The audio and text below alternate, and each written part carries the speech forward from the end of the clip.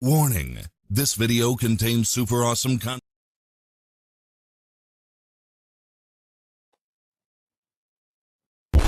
Warning, this video contains super awesome content not suitable for people who don't enjoy super awesomeness. Viewer discretion advised.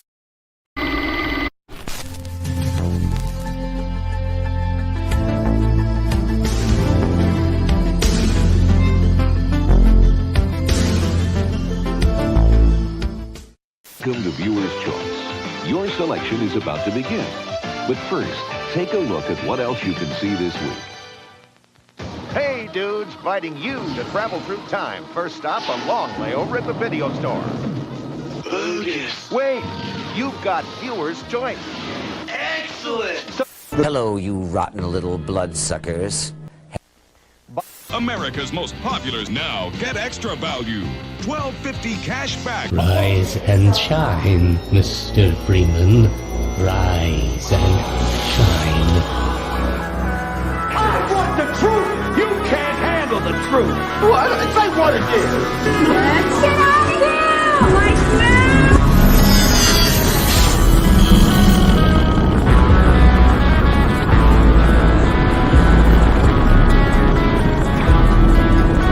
When life gives you lemons, don't make lemonade. Make life take the lemons back. Get mad! I don't want your damn lemons! What am I supposed to do with these? Demand to see life's manager. Make life rue the day it thought it could give Cave Johnson lemons. Do you know who I am? I'm the man who's gonna burn your house down with the lemons. This is my ship, the Nebuchadnezzar. This is the core.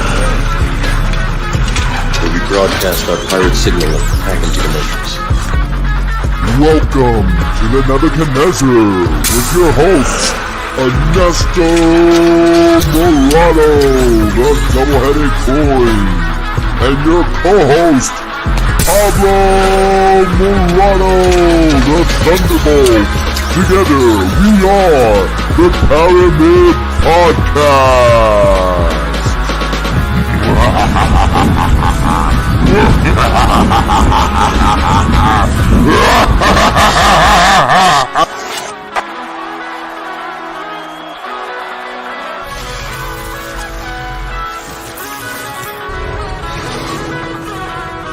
Have a nice day. Thank you. The right man in the wrong place can make all the difference in the world. Difference in the world.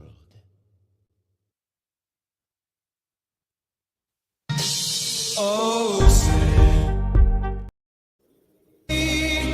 by the dawn. You know, there's a lot going on. Like, I don't know if you guys know this, but there's literally a floating island of garbage in the middle of the ocean right now. Yeah, I think it's called Puerto Rico.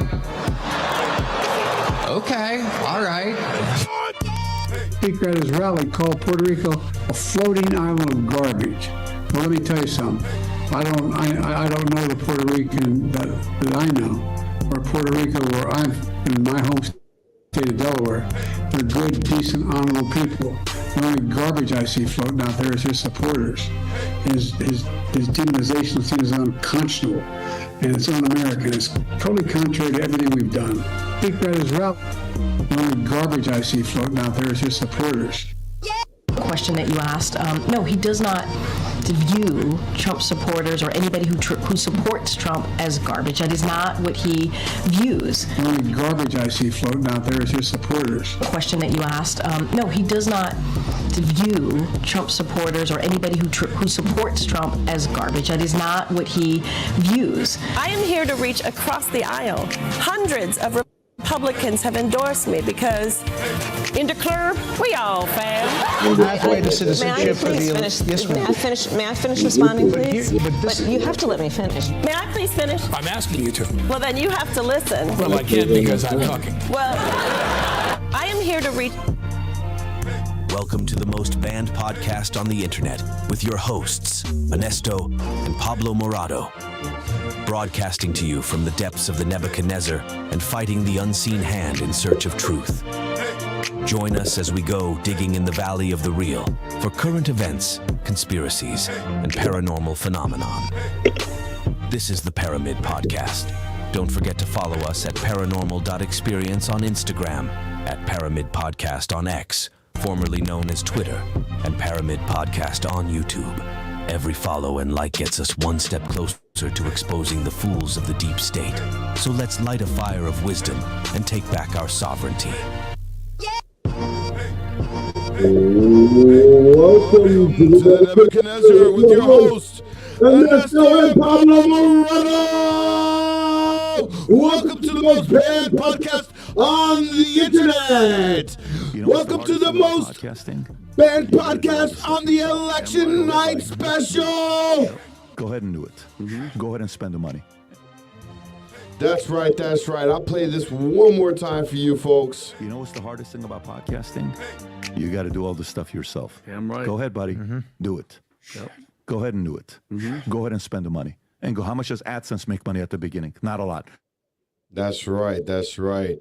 You know, we're having a little bit, like usual, some technical difficulties as Anesto Morado was rearranged the studio.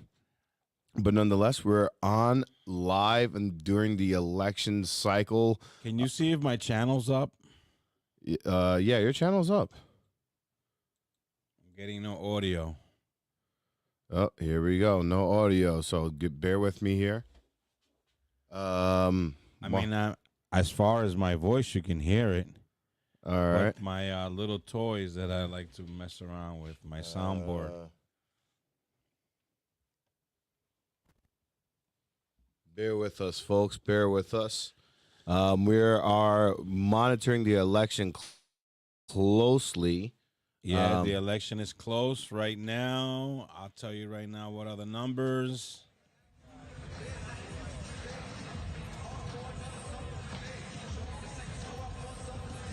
Oh, 177 Trump, 99 Harris.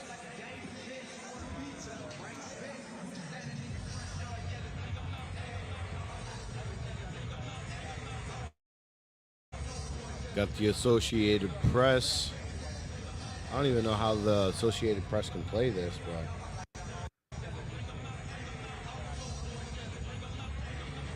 there you go. 177 to 99. So, folks, did you get out to vote? How were the lines out there? Were you, if you were a Trump supporter, did you see a lot of Trump supporters? Did you see a lot of Harris supporters? It's going to be a tight race, and it's already looking like it's going to be a tight race, as it's 177 to 99 as the polls start to come in. Yep. We got Bush. All right, all right. Yeah, so live election results. This is brought to us by Associated Press. So 99 to 177. So I don't know. There was a lot of like worry this morning because I don't know, like what I've been hearing, specifically the perspective of women in terms of Kamala Harris. It really made me understand how much of a bubble I might be in, or they might be in, or what bubbles exist, because women have this idea that, you know, Kamala Harris is going to, you know, support them in some way, and they have an idea that Kamala Harris is going to support women in some way. Yes, they have this idea in their mind. One of the main things, one of the main gripes with women, besides the fact that they hate Donald Trump's guts, because they say he's a felon, he's a rapist, he's this and that. Mm-hmm. Or if you're on TikTok, now you you can't say rapist on TikTok or you get Oh thrown no, off. yeah, well.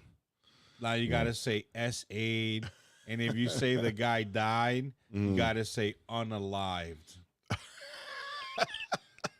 Unalive, that's crazy. TikTok is so ridiculous. So much for the freedom of speech, but at any rate, women hate him because of the SAs that he's been accused of.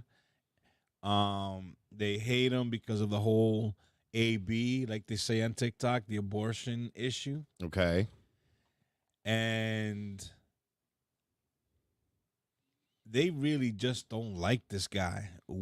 By majority, women don't like this guy, but I think I hate to say this, but it's the far left women. Well, yeah, I would. You would think that, but that's what I thought. I thought it was more far left women, but I'm starting to come to realization that it's more women than I anticipated.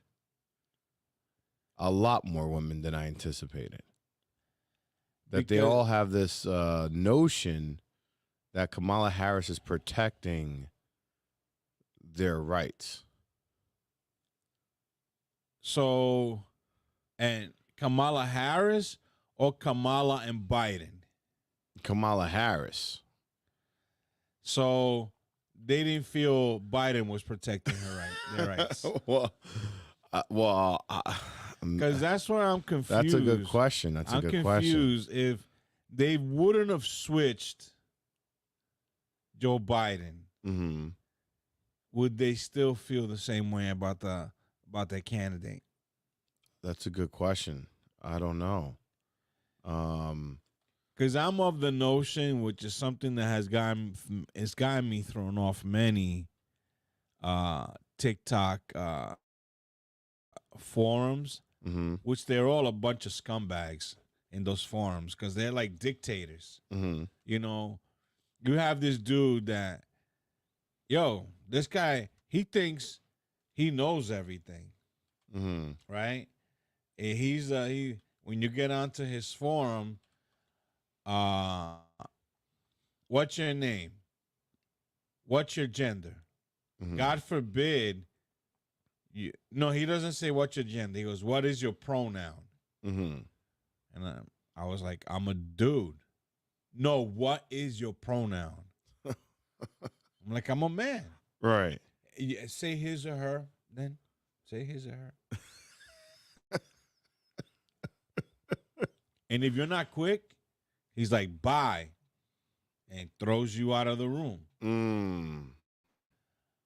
But I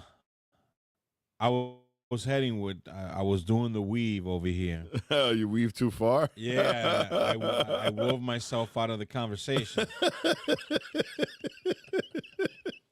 Oh, man.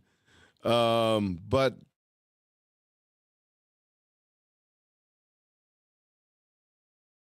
now that you got your computer going, people that... You know what's the hardest thing about podcasting?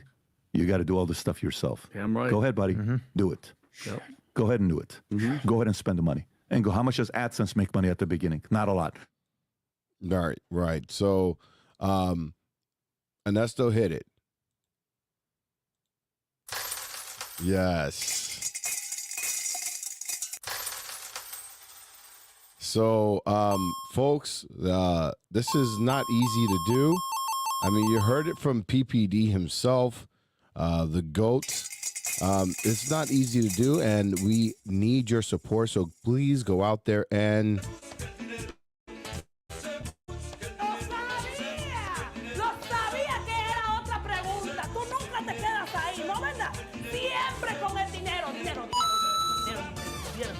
I'm saying, how you think a nigga's supposed to get this shit? This shit money don't grow on trees, shit don't fall out of the sky, nigga. Come on, man.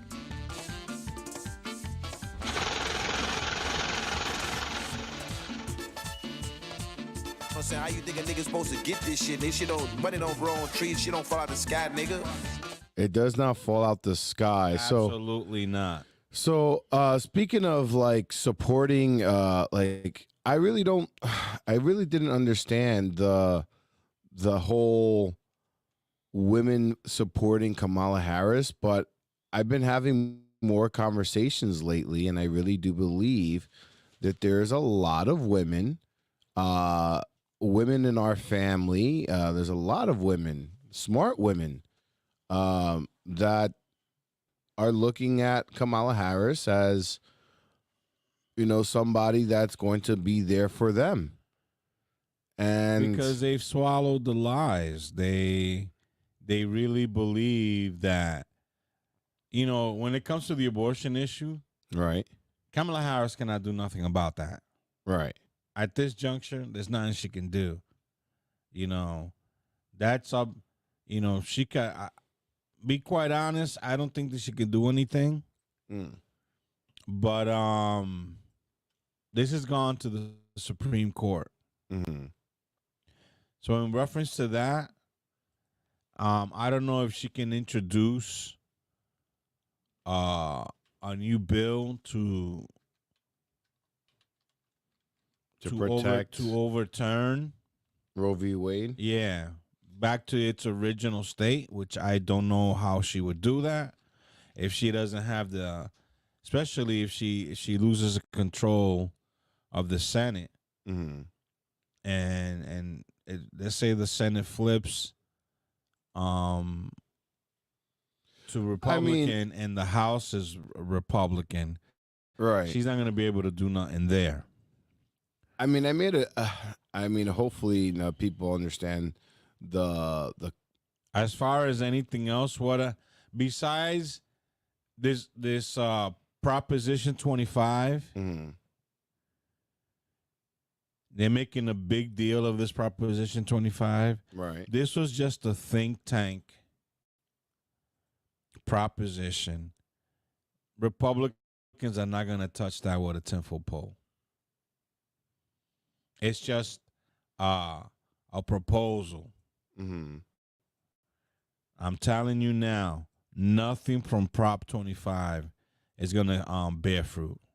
So if they're afraid of that, you know, that's not going to happen.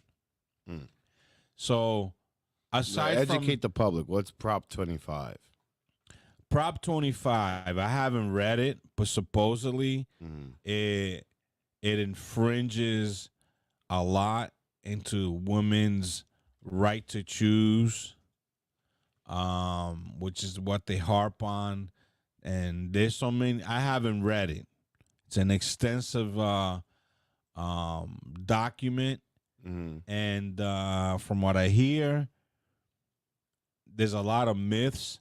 But supposedly, it's, you know, even if you're in what they're saying, if a woman is even medically having an issue with her pregnancy, she doesn't have the right to choose between her life and the baby's life. And then there's a whole bunch of myths that they even say that even men are going to get castrated. And since I haven't read it, all I've heard from reputable radio personalities, like, for example, Dennis Prager, he said, dude, this is just a proposal by a Republican think tank.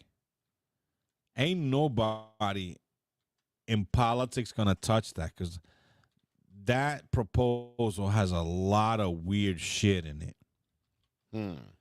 But ask... yeah, I'm asking it. So, so let's see. I think it's not called Prop 25 because they're saying Prop 25 is about the judicial. It is Prop 25. It's just, it covers a lot of shit. Let's see.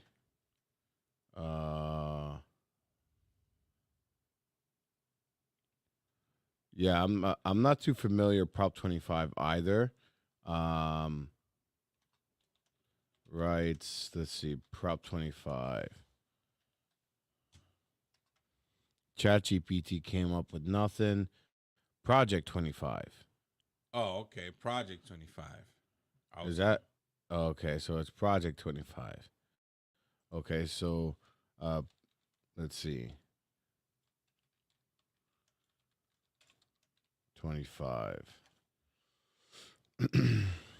Okay, so Project 25 typically refers to let's see. Nope, no, it's not.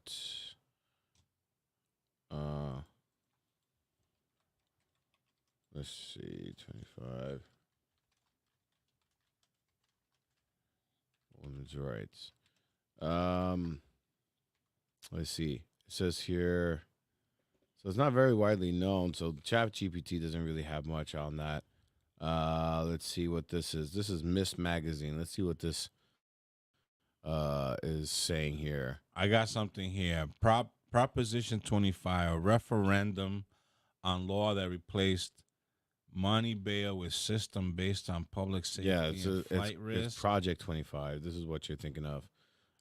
So wealthy right-wing think tank Heritage Foundation has published, let me put this on screen for everybody. Yeah, that's the one. Heritage. So it's Project 25, not Prop 25. Right, Project 25. Let's see, share screen with everybody. And this is what I'm hearing a lot of women recite, that this is what they supposedly want to do. So it says here, wealthy right-wing think tank, the Heritage Foundation, has published a detailed plan for the next Republican president to use the executive branch of the federal government to attack the rights of women, LGBTQ people, and the BIPOC community by eliminating the agencies and the offices responsible for enforcing civil rights laws and placing trained right-wing ideologues, in staff positions throughout the federal government. Called the 2025 Presidential Transition Project, or Project 25 for short, the plan has 4 pillars: 887-page policy agenda, a presidential personnel database, a presidential administration academy. To train these people to achieve the Project 2025 policy agenda, and a 180-day playbook, which is what they hope to achieve in the first 180 days if Trump takes office in January 2025. To develop this plan, the Heritage Foundation organized a broad coalition of 90 conservative organizations, a who's who of groups that have led attacks on reproductive rights and bodily autonomy, gender studies, the Equal Rights Amendment, and Me Too initiatives. It says here the coalition includes Concerned Women for America, Independent Women's Forum, Moms for Liberty, AAPLOG. I don't know what the hell it is. It's Project 25. He's involved in Project, and then they read some of the things, and they are extreme. I mean, they're seriously extreme. But I don't know anything about it. I don't want to know anything about it. But what they do is misinformation and disinformation, and they keep saying, he's a threat to democracy. I'm saying, what the hell did I do for democracy? Last week, I took a bullet for democracy. See, even he doesn't, he even says this is a bizarre document. Right. So it says here, but I'm curious into what are the, it says here. Let's walk through some of the provisions of the mandate. It calls for eliminating the Department of Education, eliminating the Department of Commerce, Put that in the deploying the Trello. military for the Let's use put that on of screen. domestic law enforcement Is that against a protesters clip, under the audio, or Insurrection video? Act of No, 1807. it's a video clip. It also has Yeah, put that in the Trello. Let's repealing watch of that on Schedule screen. F status for thousands of federal employees to allow a president to replace. So yeah, I mean, there's a concerted effort to. But this is all the media. The media is the one that's been spreading these lies. Right. And then, it's like they have these code words that once one person says it, then they all start saying it, like in the news. Right. They do have these weird, very weird code words that, the minute it looks like there's like a global source where they all pick up from the same source and they say the same things. Right. Yeah. Exactly. Yeah. It's strange.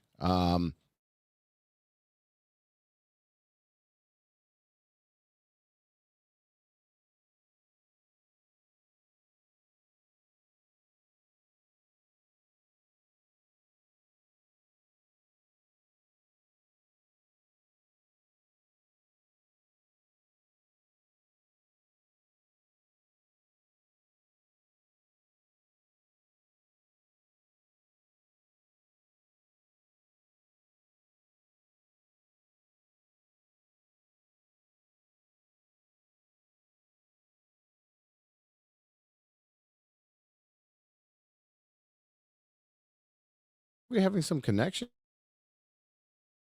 issues here. Are you seeing us okay on your end? Let's see. Yes. Looks like you're frozen. Okay. Oh, you're back. You're back. Yeah, we're having a little bit of technical difficulties on this live election episode. And this is part of podcasting. We appreciate all your support. If you look on the Trello on show 107, you'll see a little explanation from the left of what Project 25 entails. All right, so I'm gonna find this here. So yeah, with that being said, I really think there's a lot of women that are in support of Kamala Harris more than what we think. Yeah, because everyone like for example, yesterday I gave a ride to a couple. The husband is like Trump, Trump, Trump, and the wife is like he's a scumbag. He's a convicted felon scumbag. Let's walk through some of the provisions. And even couples are divided. I'm hearing that they're silently supporting their and candidate. and this is so bad that Thankfully Julia that's not Roberts, the case in my house. It's not the case in my house either. But Julia Roberts has even a commercial where she promotes, to keep harmony in the house. Don't tell your husband that you are. Really, Yeah. Julia Roberts. Yeah. Wow. Let me grab that. I gotta see that. Well, play this first. All right. I'll get you that clip. All right, so let me play this here. So this is Project 2025, and this is an explanation by a liberal, I believe, here. So let's see. Of the mandate. It calls for eliminating the Department of Education, eliminating the Department of Commerce, deploying the military for the use of domestic law enforcement against protesters under the Insurrection Act of 1807. It also has the repealing of Schedule Well, F. hold on. Why on earth would the Republicans think about that for a second? Why on earth would the Republicans want to have the U.S. military pointed at its citizens for the, what did she say, the Insurrection Act? Let's go back. 07. It also has the repealing of Schedule F status for thousands of federal employees Hold on, let's go use back. of domestic law enforcement against protesters under the Insurrection Act of Domestic law enforcement against protesters under the Insurrection Act, when Donald Trump is all he's been accused of is an insurrection. Why would he put that in place? Think about that for a second. But the women, what's their logic? What's their women logic? Don't care about this part. They don't care about it. It's when they start. It's when they start infringing. Right, on their rights. But just that alone, that doesn't make sense, right? I mean, what logically? Let's see. Like, if I were to put on a woman Democrat hat on, how can I logically explain that and with conviction? Why on earth Donald Trump would want that particular part in the bill? Why would he enforce that? Play it again. To have law enforcement. Well, let's play it again. For the use of domestic law enforcement against protesters under the Insurrection Act of 18. Domestic law enforcement against protesters under the Insurrection Act. What logic would you can say, okay, that makes sense? Like, how would you explain it to somebody in a way that? So what she's saying is, if you're protesting under the Insurrection Act of 1807, that they would use domestic law enforcement against protesters, according to this bill, this Project 2025. But my question is, why on earth would Donald Trump, before that, if his supporters were all being accused of an insurrection? So the law enforcement would be used against them. Right, but so why would Donald Trump support that? But this is post. I mean, because they're saying I don't understand where you're getting at. Because, okay, let me explain it, okay? The Project 2025 is what they're claiming that the Republicans want to put in place when Donald Trump takes office, right? Okay. Donald Trump is being accused of an insurrection. Why would he put this in place to have law enforcement pointed to protesters if under the Insurrection Act of 1807?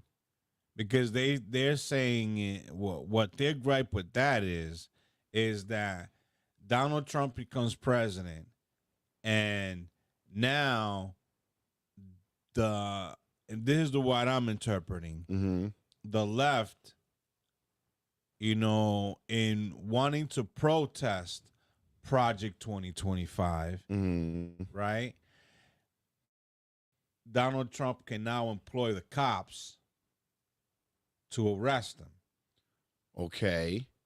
But then, again, he was being accused of an insurrection. So that, if that was in place, that those cops would be pointed at his supporters. Yeah, but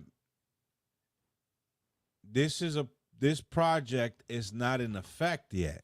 No, I get that, but I'm saying, why would somebody logically believe that he would put that in place when he's being accused of an insurrection? Like, to me, that makes no sense. One thing does not have to do with another. I don't understand where you're going with this. Well, because, okay, look, I don't know why it makes no sense to you, but what makes clear sense to me is that I understand he got accused of insurrection. Right.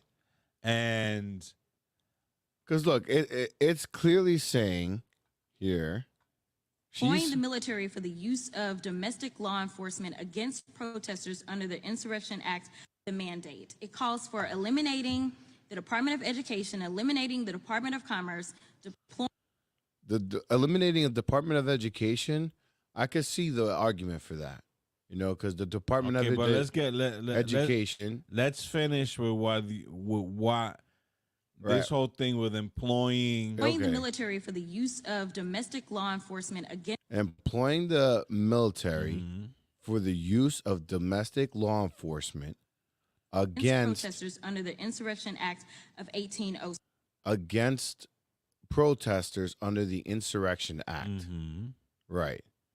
So the reason I'm saying I think this is important is because if Donald Trump is accused of an insurrection, then the military will be pointed at his supporters. Yeah, but you're trying to say that they might, in the case of another insurrection, in another protest. No, the existing, because I mean they're already locked up and jailed away a bunch of Trump supporters, right? Right. So all they need to do, and that wasn't an insurrection, right? I mean, let's be honest. In my opinion, it wasn't. It wasn't an insurrection. My whole so thing they is, could easily claim. How are you correlating this project with what happened before? Like, what is? Because what I'm saying is, the only side that is pointed towards his followers, that it does not support. Like, why would any supporter, if you're being prosecuted, right, by the government because you were supposedly in an insurrection, right? Why would you therefore be in support of the military action against protesters when because military what they fear is if he becomes president, right? Uh-huh. Now this is me just shooting the shit. Mm-hmm. What they fear is if he becomes the president, right? Mm-hmm. He is not going to put those domestic officers against his own people. Now the tides have turned. Now, if they protest, now they might get accused of insurrection. Maybe that's how they sell it. But if you think of it logically, it's like, for example, some guy breaks into your house and you shoot them dead and they arrest you, right? They put you in jail, even though this guy was an intruder and he broke into your house, right? Mm-hmm. Now, here comes a bill, here comes an election where one of the candidates is saying that they're going to support more of these laws that allow you to go to jail for defending yourself for somebody breaking into the house, and you're like, okay, I'm going to support that. Why?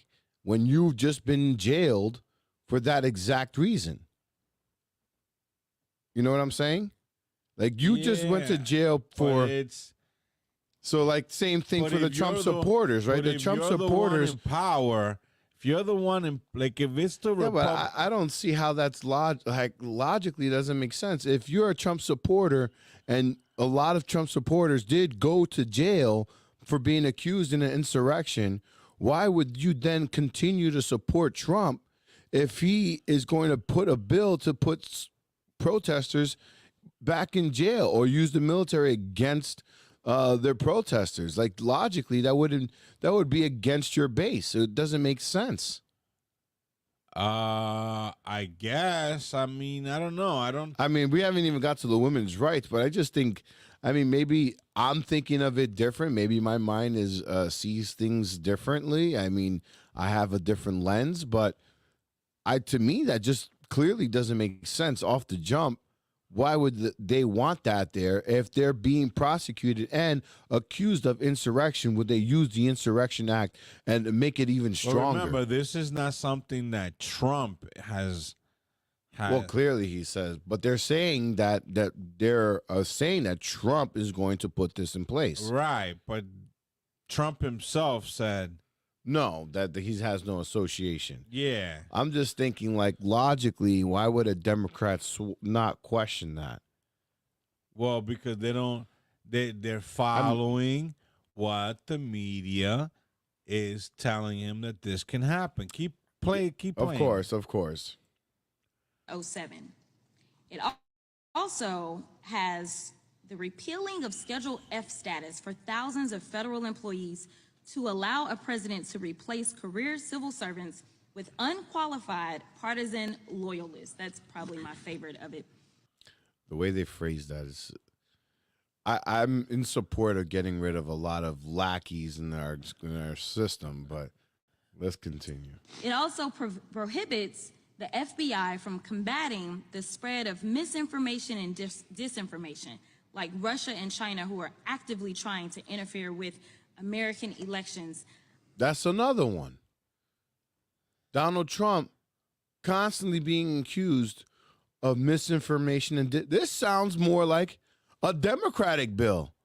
No, and then what she's talking about there is something that they don't want. Play that again. Let me make sure that I listen to exactly what she said. Interfere with American elections, disinformation, like Russia and China, who are No, go a little bit further back. unqualified partisan loyalists. That's probably my favorite of it. It also prohibits the FBI from combating the spread of misinformation and disinformation. Okay, pause. Like Russia and See, she doesn't like that because okay, that makes sense. Yeah. Because the FBI is on their side. Is on their side. Right. So, for example, even Mark Zuckerberg said it. Mm-hmm. You know, they made me do it. Of course. Of course. They want censorship. Yes. So, yes. So right now, you know why? For those that are listening, you know why I had to explain this to people today, because Republicans, what they want is smaller government, right? Because they want more of live and let live. You know, I want to be left alone. That's the Republican mindset. Let me have my property. I want to be left alone, right? But that's the way the United States was built. Right. I mean, when our forefathers created the United States of America, they didn't want a huge government. Exactly. They wanted a small government. Precisely. Where each individual states can govern themselves. You know what I told I told a coworker, and it's funny because I'm much older than a lot of my coworkers, so it's a fascinating experiment because I'm dealing with young adults, and I'm only in my 30s, but I'm getting the hint that I'm in another realm now. I've broken through the young 20s and right, so I'm seeing the young 20s and the 18s and these young adults. And I told a couple of my coworkers, I was like, you know, the thing that people forget is in the Civil War, the Republicans were the Union and the Democrats were the South. Yeah, and and they're like, what? Not only that, the Democrats were, like, for example, how do I say it? The KKK was Democrats. Right. And a lot of young adults right now, they'll be like, "What? No." Because they think Republicans are KKK. Right. And that's not the case. That's not the case. So the education, that's why I support, you know, disbanding or breaking down the Department of Education. What have you done for us? Nothing. We're dumber than half of the other countries in the world. We're nowhere near as smart as some of these Asian countries. We got to step the game up, and you know we got to show the world what we're capable of. But we're not helping our youth. We're indoctrinating them. We're not giving them freedom of thought, freedom of mind. They don't. All they know is how to follow orders. That's it. Go to ChatGPT, right? And type in who were the Dixiecrats.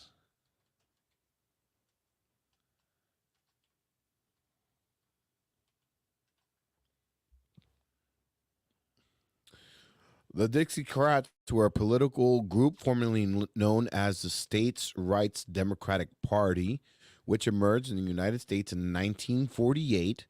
They were the faction of the Southern Democrats who opposed the Democratic Party's growing support for civil rights and racial integration. Here's a summary of the Dixiecrats.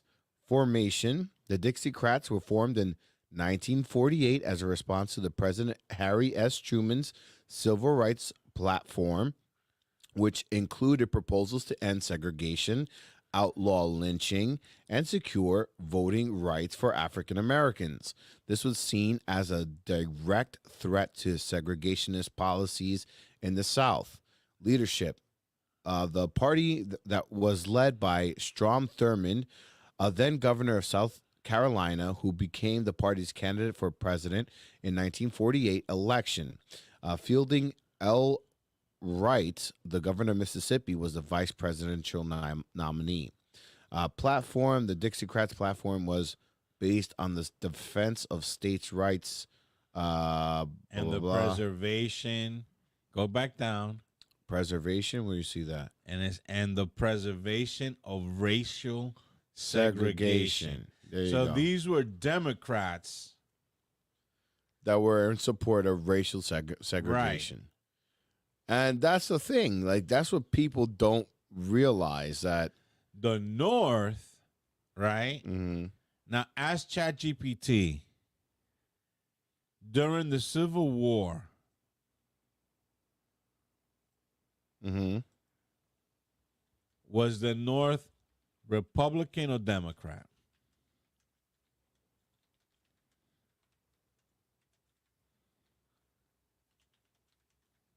They obviously were Republican, because during the Civil War, the North was primarily associated with the Republican Party, and the South was dominated by the... Yeah, that's what I'm saying. Exactly. That's what I had. But I'm telling you, I educated some of my coworkers that are younger, and they were like, what? Which means that the schools are not teaching this. So they're omitting this on purpose. If you look at what you just read, the Republican Party were the North, right? So slaves that were going through the Underground Railroad, right? The people of the North was giving them help. They were Republicans, right? Help them go through and their way to Canada. Right?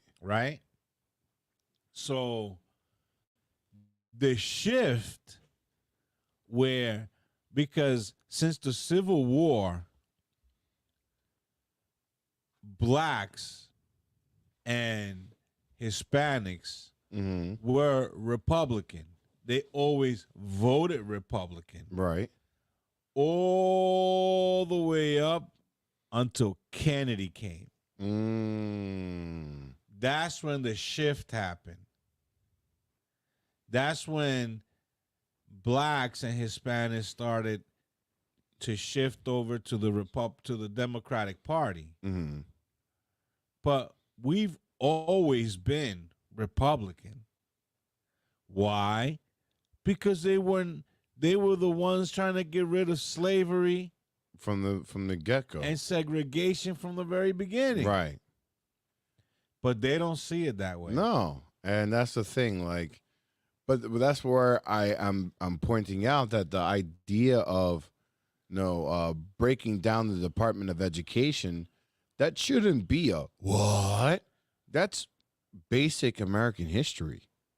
Right? Yeah, but now that should be taught. That should be part of I mean, you talk about the Civil War. I mean, there's parts in school where, like, 4th and 5th grade, that's all you talk about is the Civil War. But if you notice, this is why the left, the people on the far left want statues like the ones of Robert E. Lee. All these people who fought for the South, Mm-hmm. they want those statues down. Right. Why? Because they're a constant reminder that it was the Democratic Party that wanted segregation and slavery and all this stuff. Right. So if they eliminate that, right, Mm-hmm. then you can forget the origins of the Democrat Party. Right. And you cannot have the people being like, what? Mm-hmm. Yeah, that's it. Exactly. It's erasing history. Right. And it just reminds me, like, the Democratic Party. Just listen to this real quick. It just reminds me of this for some reason. Go ahead and describe a typical drifter. Give your description point by point so I can recognize a drifter when I see him. The first thing you will notice about a drifter is his total lack of a major purpose in life. He will be conspicuous by his lack of self-confidence. He will never accomplish anything requiring thought and effort. He spends all he earns and more, too, if he can get credit. He will be sick or ailing from some real or imaginary cause, and calling to high heaven if he suffers the least physical pain. He will have little or no imagination. He will lack enthusiasm and initiative to begin anything he is not forced to undertake. And he will plainly express his weakness by taking the line of least resistance whenever he can do so. He will be ill-tempered and lacking in control over his emotions. His personality will be without magnetism. And I feel like a lot of the Democratic Party's supporters are drifters, and that's what they cultivate. And drifters. And this is Napoleon Hill? No. Yes. Oh, Napoleon Hill? Yeah. Yeah, I mean, this is predicted. And then, you know, people don't realize that this whole LGBTQ, the more I see it, the more I realize that, you know, there's a lot of association with satanic imagery. You know, how Baphomet is basically trans. There's a lot of weird things that are like slowly like making the LGBTQ community is really afraid of Donald Trump. Because they shouldn't be. And that's the thing that people are saying about Donald Trump is that God spared him for a reason, right? A lot of people are saying that, you know, the shot in his ear that he's got, you know, how rare of that shot, and a lot of people are under the idea that Donald Trump is like our boy. Jules. No, not Jules. What's his name? Forrest Gump. You got no, he got a better shot than Forrest Gump. Right. Because they told him, you got they told me that I had $1 million wound. Right. I never saw a dime of that money. Right. So yeah, Donald Trump walked away with just a scratch. Right. But the LGBTQ community is really afraid that if Donald Trump comes into power again, like a lot of their rights are going to be taken away. Right. But you got to think about it. He didn't take them away the last time he was president. No, he didn't.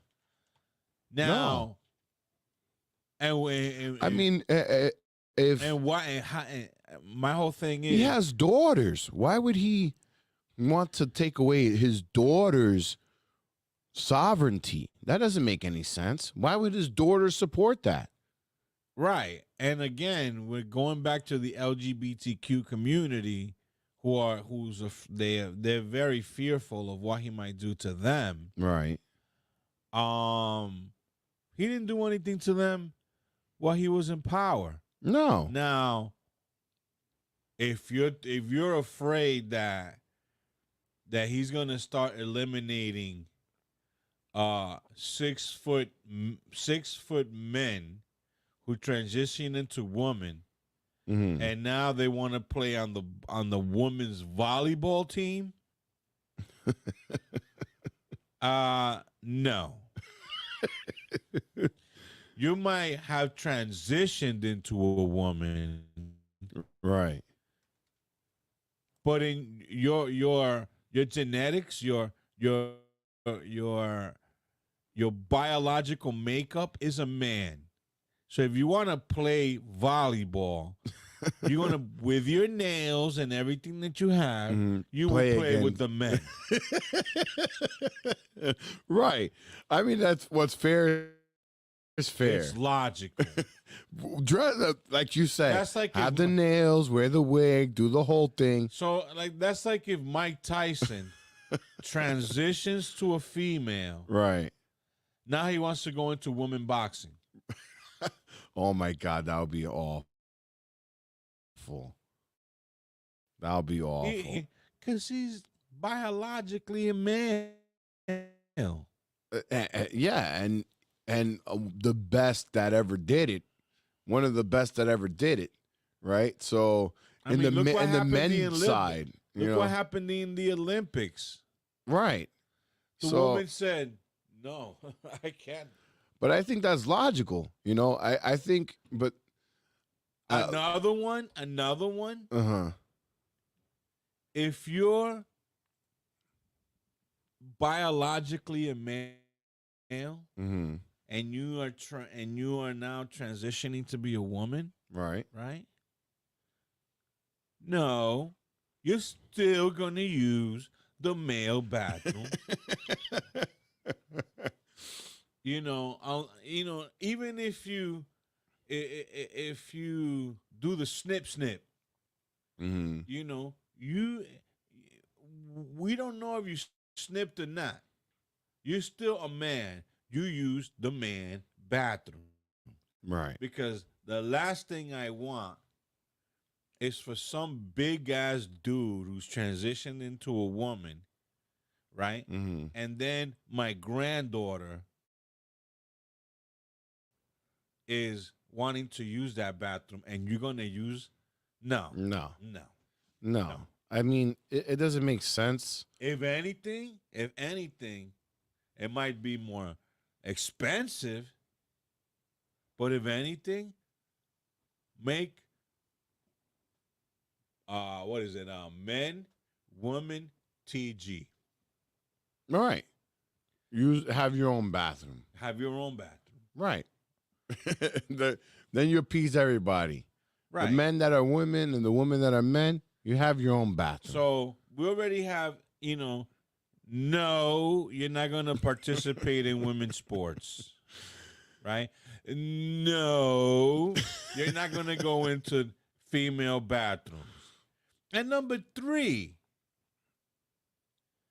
you're not coming to my granddaughter's kindergarten, first grade, second grade, third grade school and start promoting LGBTQ by you wearing these lewd outfits and twerking. Oh no, yeah, that's a great point that you're making. And then wanting to promote explicit literature on it's okay to be groomed by an older person and show you that, the transgender ways. No. You can have your own sexuality. I have no problem with that. You could become Captain Video if you want. I don't give a hell what you become. Right. You could become a woman. You could become whatever you want. You want to become a dog. You want to become a furry. I don't care. Right. Just don't start indoctrinating my kids. Right. No. No. I think that should be a bipartisan. Why is that a Republican or a Democratic thing? Like, that shouldn't be a Republican or Democratic thing. What way would anybody want to be indoctrinated? And this is like my gripe with this. Oh, live update. It says here 81. It said 81 to, let's see here, 81 to 200. I think it said 191. Let's see. Yeah, 201. 81 to 201, folks. Who's that reporting? This is MSNBC. Trump at 52%. Harris at 46. So that was my gripe with this TikToker. I understand you want to know my name. Sure. Mm-hmm. You want to know my age. Sure. Mm-hmm. What's your pronouns? Yeah, I mean that. Dude. I'm sorry. Well, I think. I'm sorry. Either you're a man or you're a woman. There's no in-betweens. If you want to call yourself they, them, right, it, whatever the hell you want to call yourself, right, fine. But don't start teaching my children that there's more than one gender. It's time for Lefty. Because that's misinformation. Yeah, I mean, so have you seen this before? Check this out. He's losing it. Embrace yourselves, because I'm about to bring you Kamala like you've never heard her before. You think you've heard all her different accents? Oh, no. No, I you think this ain't might be a heard different clip. nothing yet. But first, let's start with a thoroughly kooky Walls family. There's Tim Walls, who wants to be vice president and has become friends. Have you heard of Gwen Waltz's comment? Oh, you're about to hear it now. School shooters? I don't know. I've become friends with school shooters. I've seen it. But that Fruit Loop is almost normal when compared to Gwen Walls. Here she explains the relationship between tampons in restrooms and reading ability. You know, if kids are hungry in school, what that does to brain and learning, you're not going to learn to read. So if you're talking about learning to read and closing gaps, then you better take away the barriers for that. If that's tampons, then that's tampons. Okay, so that's why... What? Play that again. And she's specifically talking about tampons in boys' bathrooms. Oh, so that's why they call them tampon Tim. Yeah. Tampons in restrooms and reading ability. You know, if kids are hungry in school, what that does to brain and learning, you're not going to learn to read. So if you're talking about learning to read and closing gaps, then you better take away the barriers for that. If that's tampons, then that's tampons. Okay. So I'm a little slow. Let's find a more... Can you justify what she just said for me? Or at least try to be her for a second. How does reading have anything to do with tampons in the boys' room? Well, okay. So I think what she's saying is that there's young boys and girls that are distracted by a lot of things. Some get distracted by hunger. Right, which is normal. And some get distracted by their sexuality and their place in life, right? So if it means putting tampons in the bathroom so that they could just soothe their mind for a moment, so that they can sit, because in my mind, this is what I think she's thinking, so that they can sit the fuck down and just pay attention for 5 minutes instead of, pushing whatever agenda. Okay, here's your damn tampons. You're going to disrupt class for your tampons? Here's your tampons. Sit your ass back down and learn the material. Maybe that's what she's saying. If you need tampons, if you use tampons, You have to use that room with that little woman on it with a skirt. That's your room. Right. You understand what I'm saying? Or, because in school, this could be dangerous. Mm-hmm.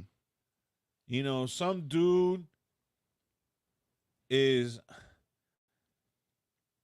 well, maybe But you asked me like what was her it's logic behind it?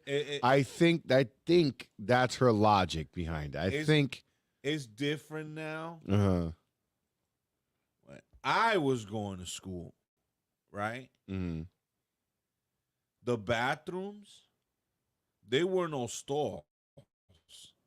They were just a row of bathrooms. So if you had to take a deuce, you had to sit there, and whoever came in would see you taking a deuce. Oh, damn.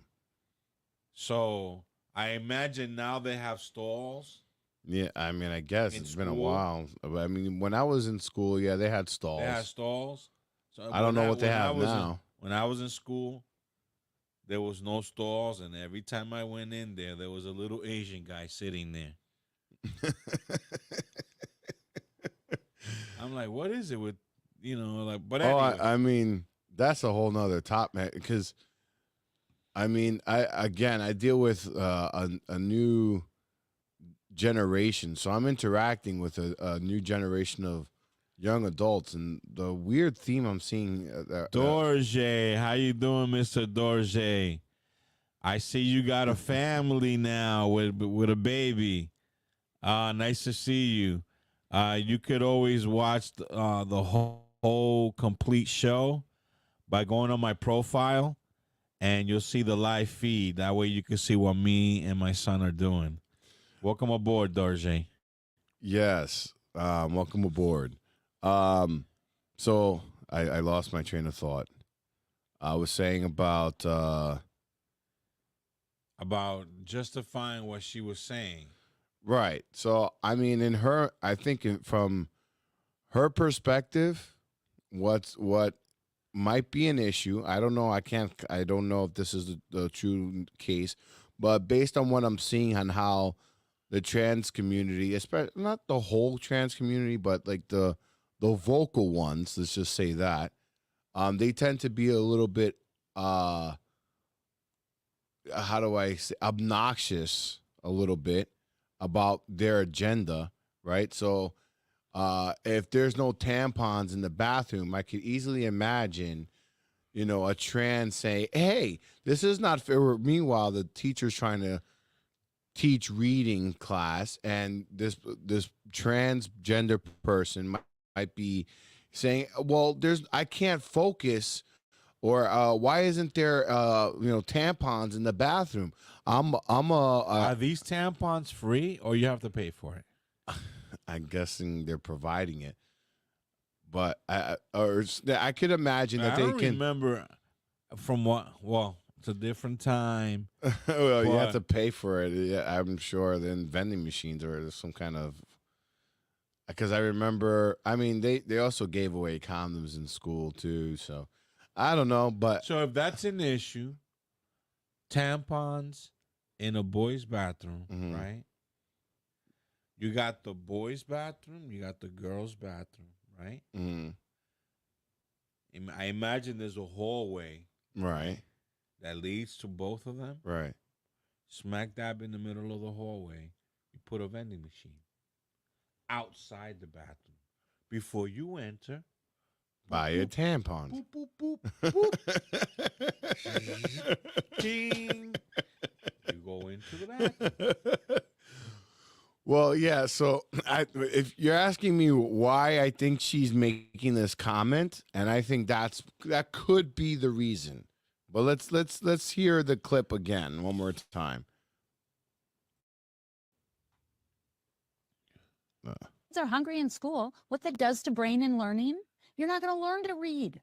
So if you're talking about learning to read and closing gaps, then you better take away the barriers for that. If that's tampons, then that's tampons.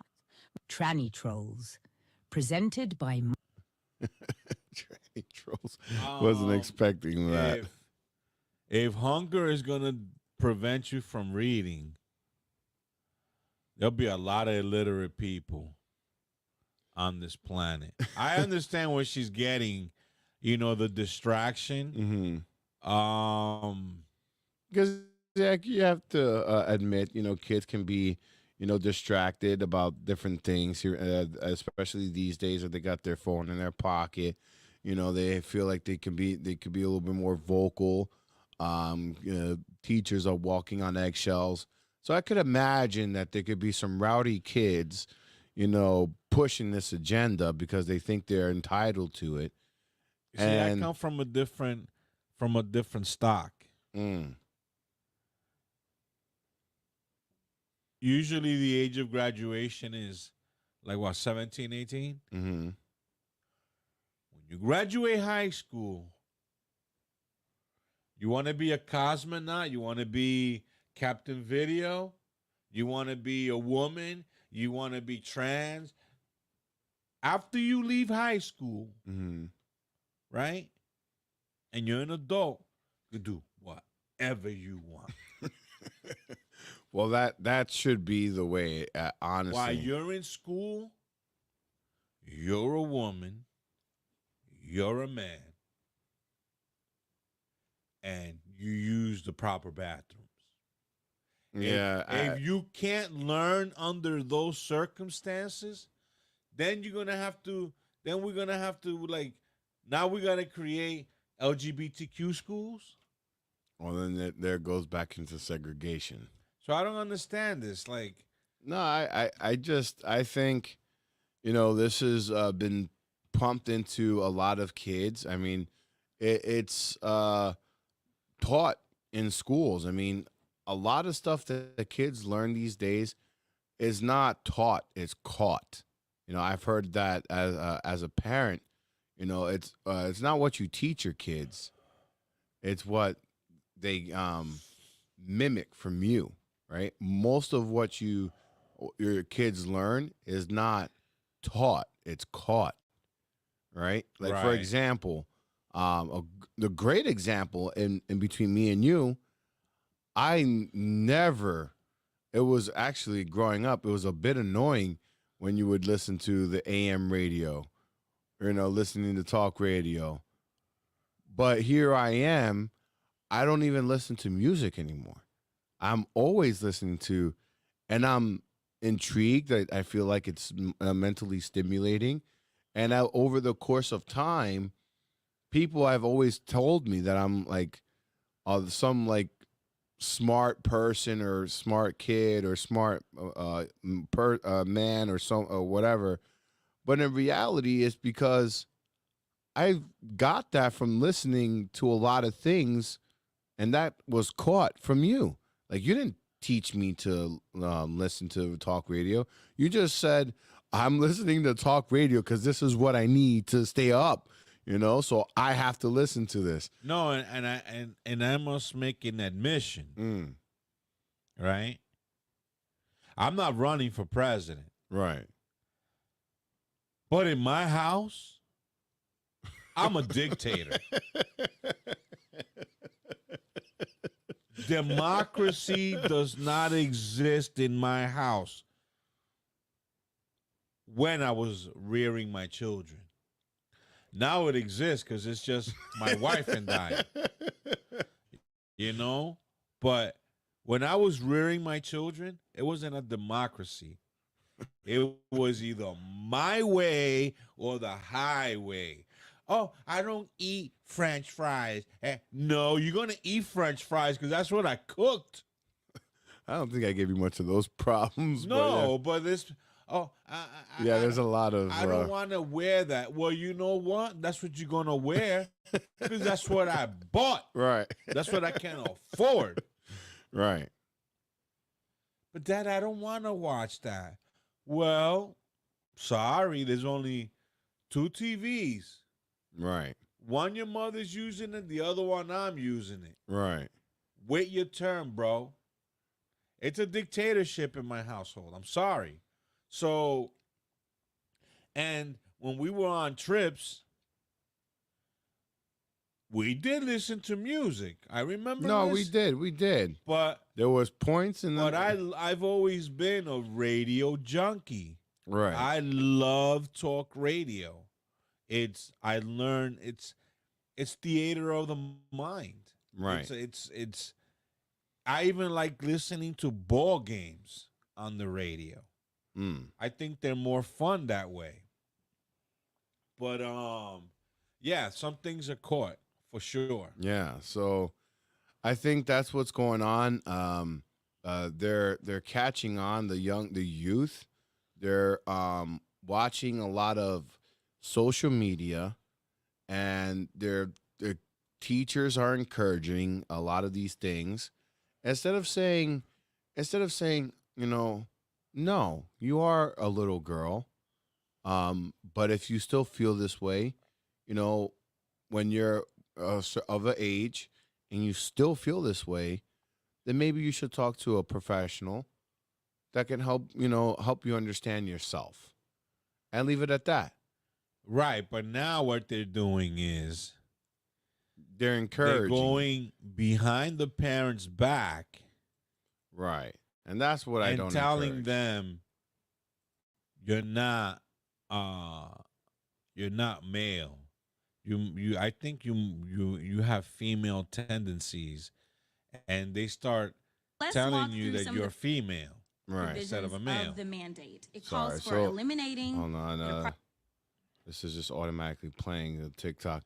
But yeah, so I mean, circling back, because we kind of digressed into this trans topic, but I think this whole Prop 20 or Project 25, to me, it doesn't make sense, because a lot of the things that they're putting into their Project 25 doesn't even correlate with some of the supporters. I mean, just the whole idea of using the military against protesters after the that's not what the women are concerned about. No, they're not concerned about that.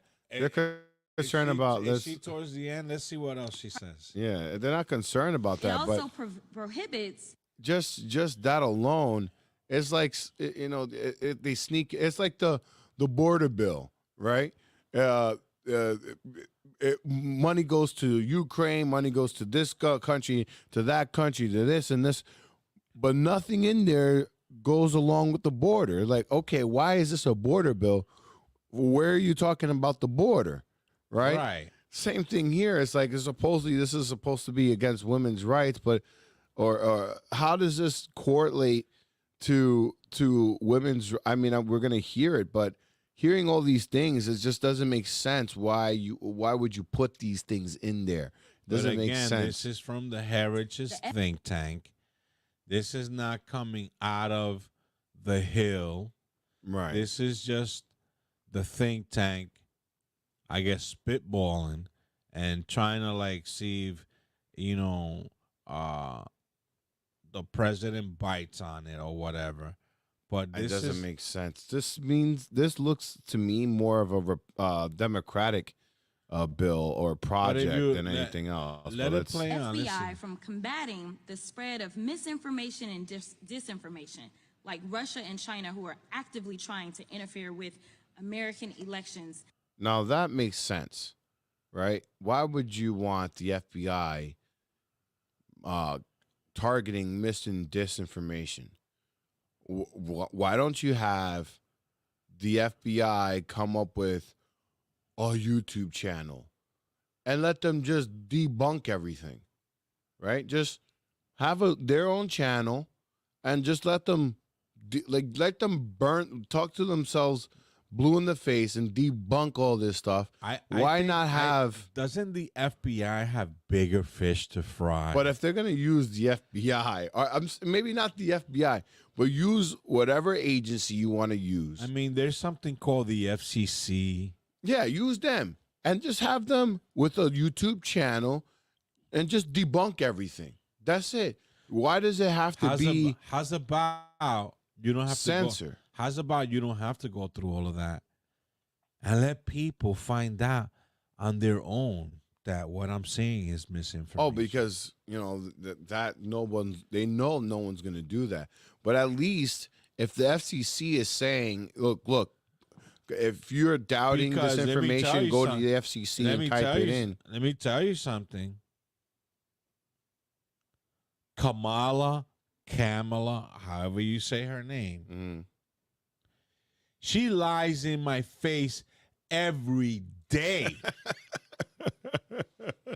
And I don't see the FBI trying to do anything with her. Yeah, it doesn't make for sense. For example, she says that Donald Trump said if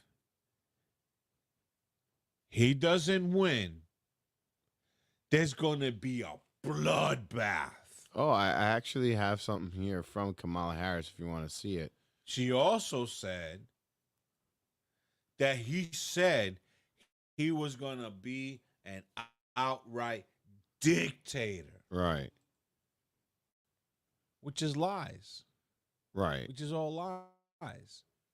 It's you know, but if you rebranding the if truth. you're in a bubble, then you'll believe it.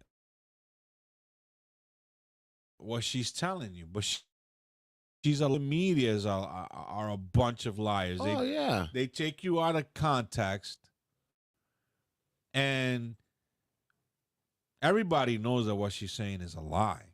Right. Yeah, I mean, of course.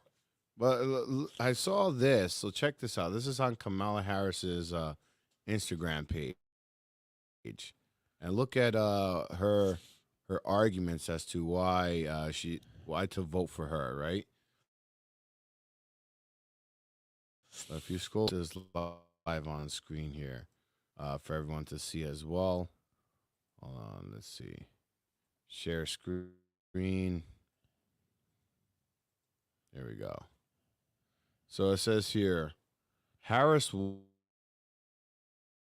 Waltz will grow the middle class, fighting lower cost of housing, groceries, and prescription drugs, tax cuts for 100 million Americans, and will help small businesses grow and thrive. Will defend reproductive freedom, right? And then she's saying Trump Vance has plans to take unchecked power, will raise costs by over $3,900 per year, and cut funding for small businesses and entrepreneurs, supports tax cuts for billionaires and big corporations, will ban abortion nationwide, attack reproductive health care. Now, how do you put that out there and think that this is accurate? Because, I mean, first of all, the whole Republican, like I was mentioning in the beginning, the Republican mindset is smaller government, right? So they want to relinquish a lot of their power because they don't want to be the ones to deal with it. Hence, Roe v. Wade, right? One of the things that I was mentioning to my coworker was that, Roe v. Wade, what President Trump is attempting to say, and nobody has always got, because Trump has his way of talking where it's like complimentary and derogatory at the same time. He'll be like, oh, Anesto, a great guy, terrible person though, terrible. He says the most awful things, but I love him to death. He's great. When I met him, he has a great handshake. Like what he was talking about de Blasio. Good guy. Terrible mayor. Terrible. Right. I don't give a shit. Right. So that, the way Trump talks, they just have this, they can't absorb the information, right? So what Trump is attempting to explain to the public is, regardless of what you think, if you're pro-choice or if you are pro or anti-abortion, complete anti-abortion, right? There's going to be people that are on both sides of that coin, right? And as a president, you can't choose a side because that's alienating, a good portion of your citizens on one way or the other, right?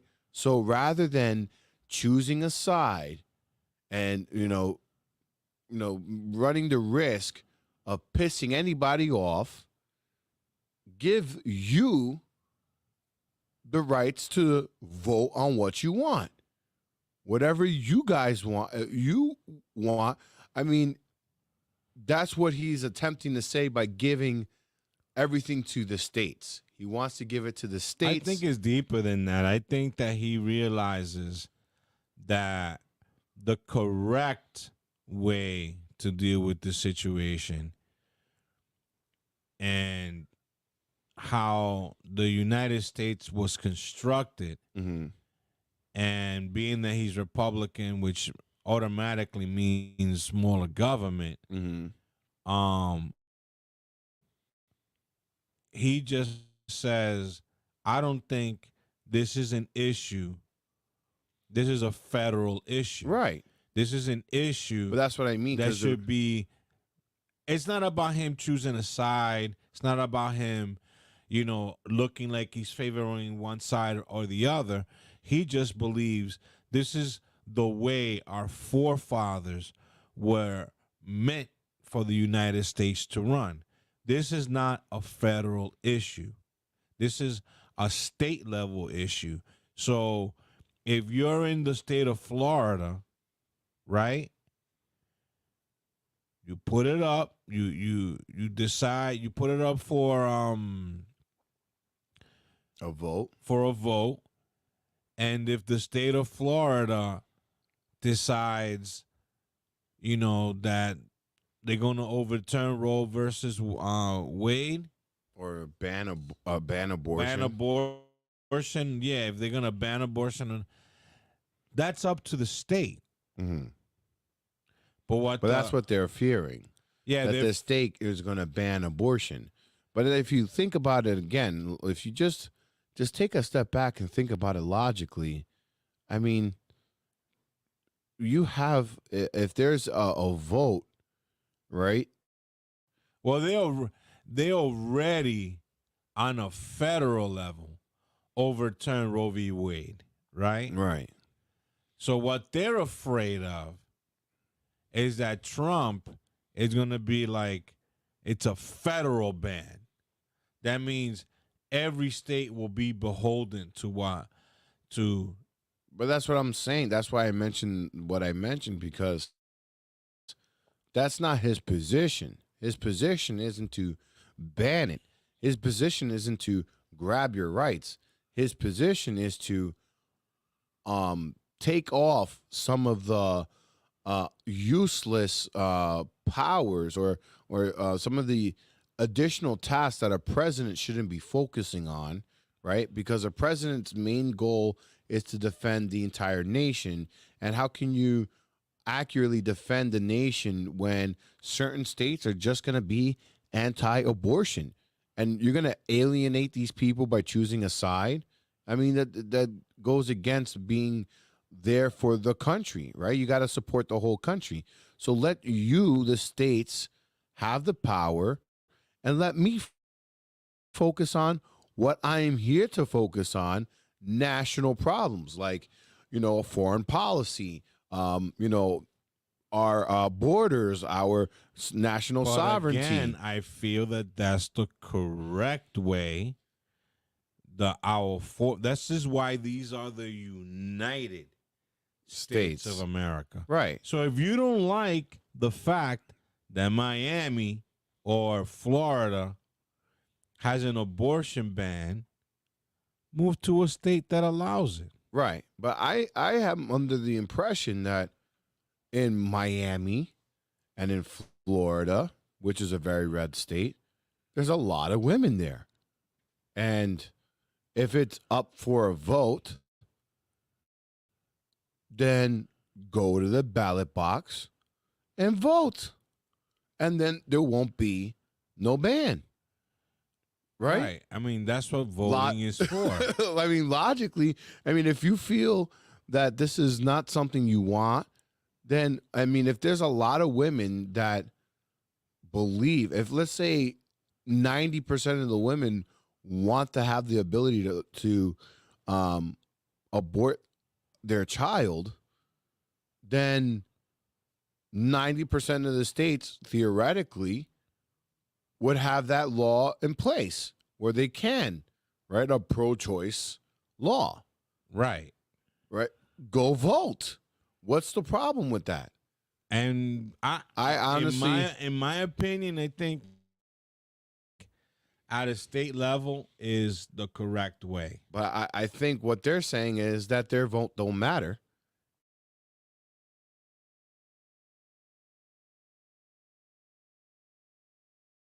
And the opposition.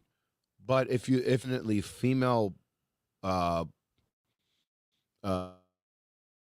issue, and females don't want that to be, taken upon them, or maybe they could have, maybe Donald Trump could, instead of infringing on this whole abortion thing, because the other aspect to the abortion is, I don't know about you, and this might be a controversial, I might be saying something out of pocket, I might be, saying something that is going to be offensive here, but I think there should be some control on killing people. I mean, there should be some kind of rule on killing people, don't you think?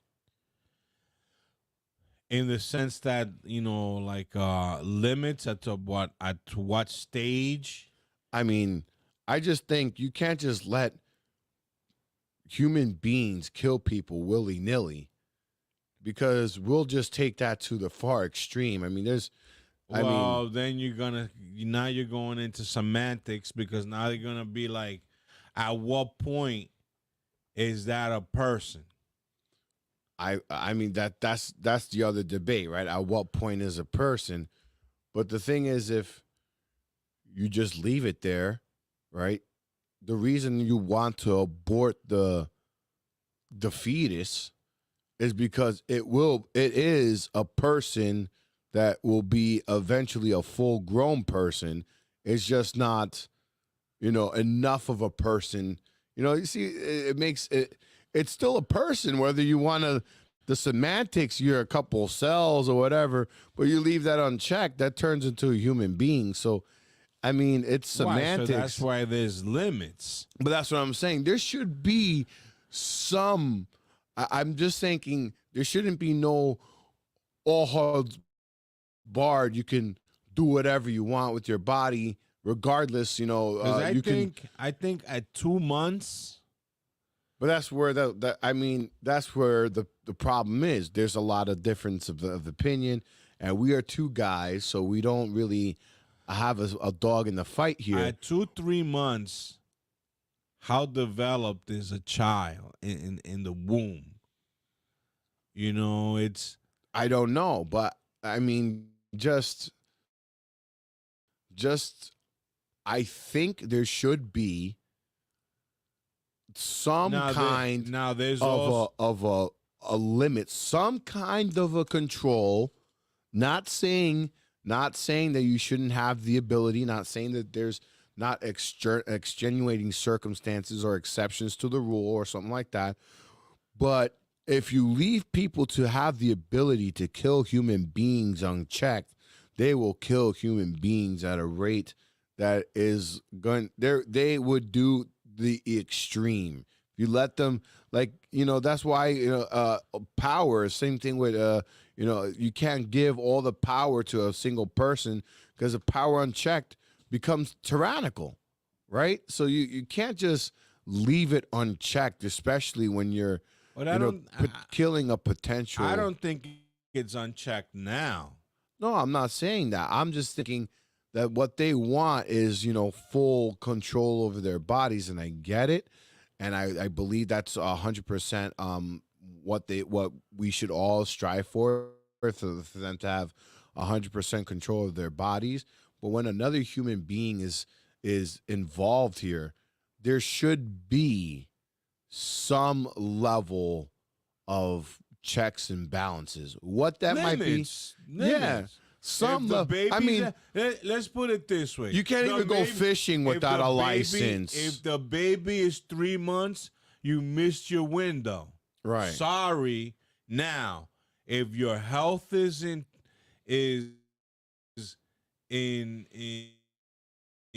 trouble,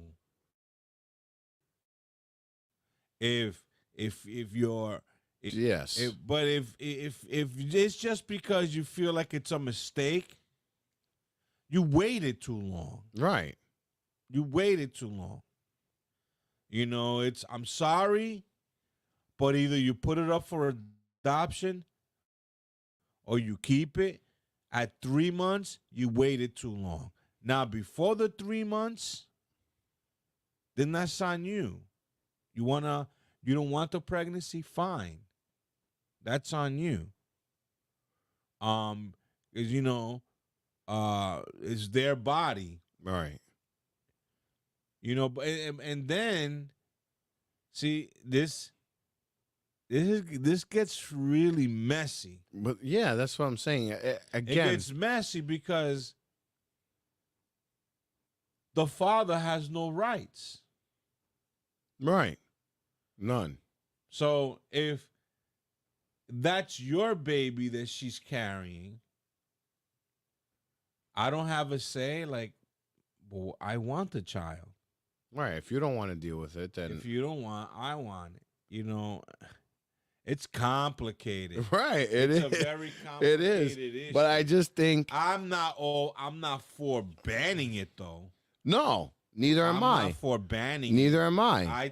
I just think there should be some a woman's choice should be there. Of course. You And I know? think there's other things that they're worried about. I mean, I think there's not just the abortion, but there's other things that I was hearing from other women that were saying, you know, things like, you know, cervical cancer, IUDs, you know, what do you call that? You mean contraception? Contraception and all these things is included, that they would ban that as well. And in that case, of course, that doesn't make any sense. They're going to ban contraception.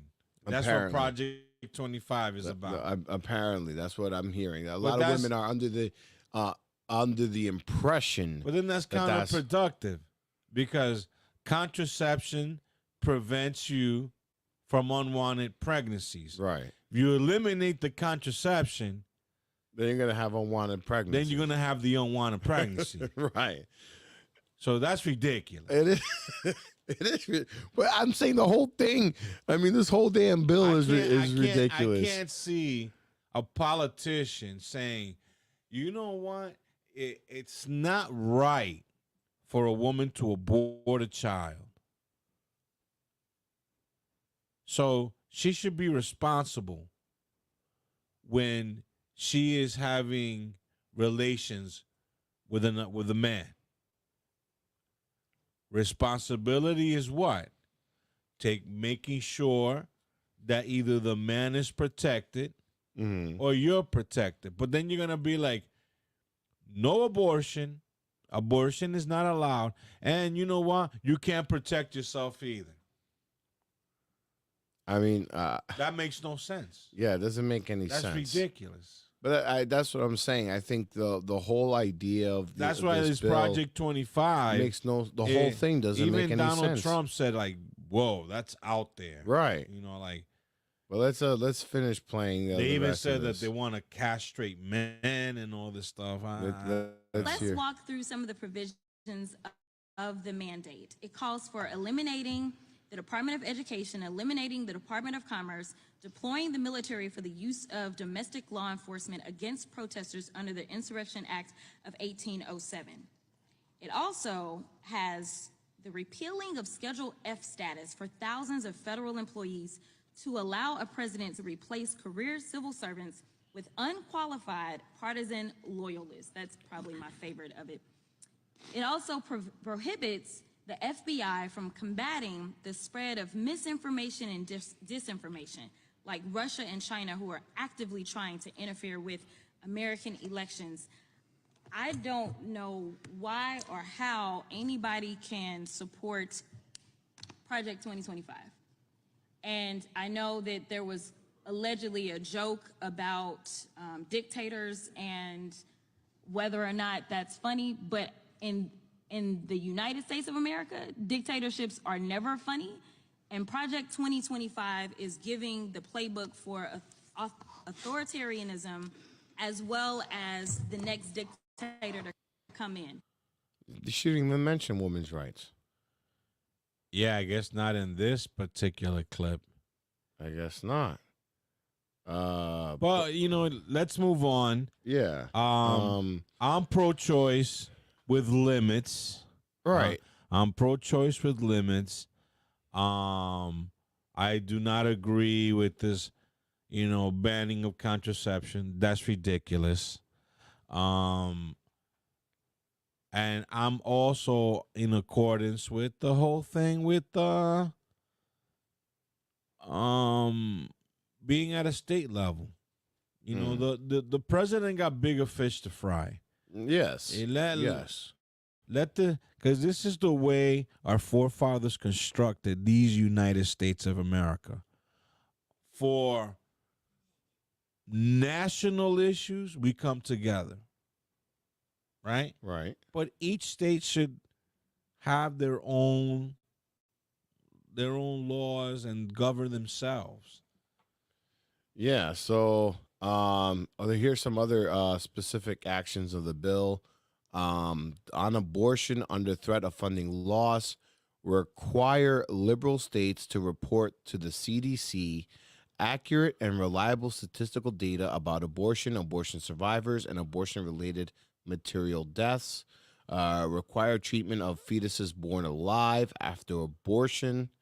Withdraw from Medicaid funds for states that require abortion insurance that discriminate in violation of the Weldon Amendment, which declares that no HHS funding may go to a state or local government that discriminates against pro-life health entities or insurers. Audit states of Hyde Amendment compliance. Require CDC to track abortion across various demographic indicators to assess whether certain populations are targeted by abortion providers. Reverse Biden administration support for travel to get abortion health care. That's another thing I've heard. That you can't even travel to get an abortion. Because... No, I've heard something of the effect is that Project 25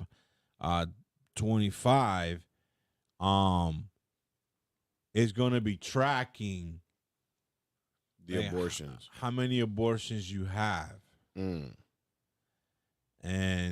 I guess there's going to be like, well, I think like limits. I don't know. I think there might be some that might be a pretty, I mean, I wouldn't say a bad idea, because abortion should be, a last effort. You shouldn't be,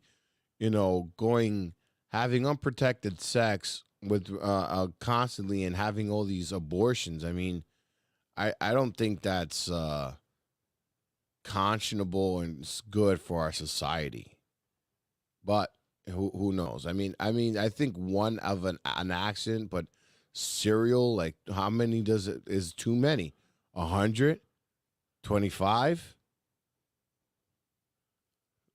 25 abortions for one person. I mean, how many is too many? See, these are things. These are things that make me uncomfortable. Right. With this topic. But the thing is, like, again, if you leave people unchecked, they'll do crazy things. That's the problem. Isn't that what that pill, that the morning after pill is for, in case you're afraid that... Right. I'm for that. If it's something that doesn't affect the woman... It's a tough conundrum, because it's hard to... it's hard to like really pinpoint because at one end, if you're gonna be like for example, freedom of speech, right? If you want freedom in America, you should be able to say the most heinous, most offensive things because freedom of speech protects you from that, right? Mm-hmm. But then if we have the same type of freedom in everything, then the most heinous things can occur too. And there's like a balance. You want to give freedom, but how much freedom is too much? You know what I mean? Well, that's what I'm saying. That pill is the perfect fix. Right. I mean, the morning after you take. We the must pill. be we have to remain a free country but at the same time, there should be. Because let me tell you, you're saying like, well, what's the number that's too much? 25, 10. Abortion is very traumatic on a woman. But that's what I'm saying. And I don't see a woman wanting to go through several traumatic events. Exactly. So But that's my point. I don't know. I don't know, because I'm not out there like that. If there are serial, I'm thinking of it like from of course women that do it constantly. Right. I don't know that. I don't know that either. But if they are,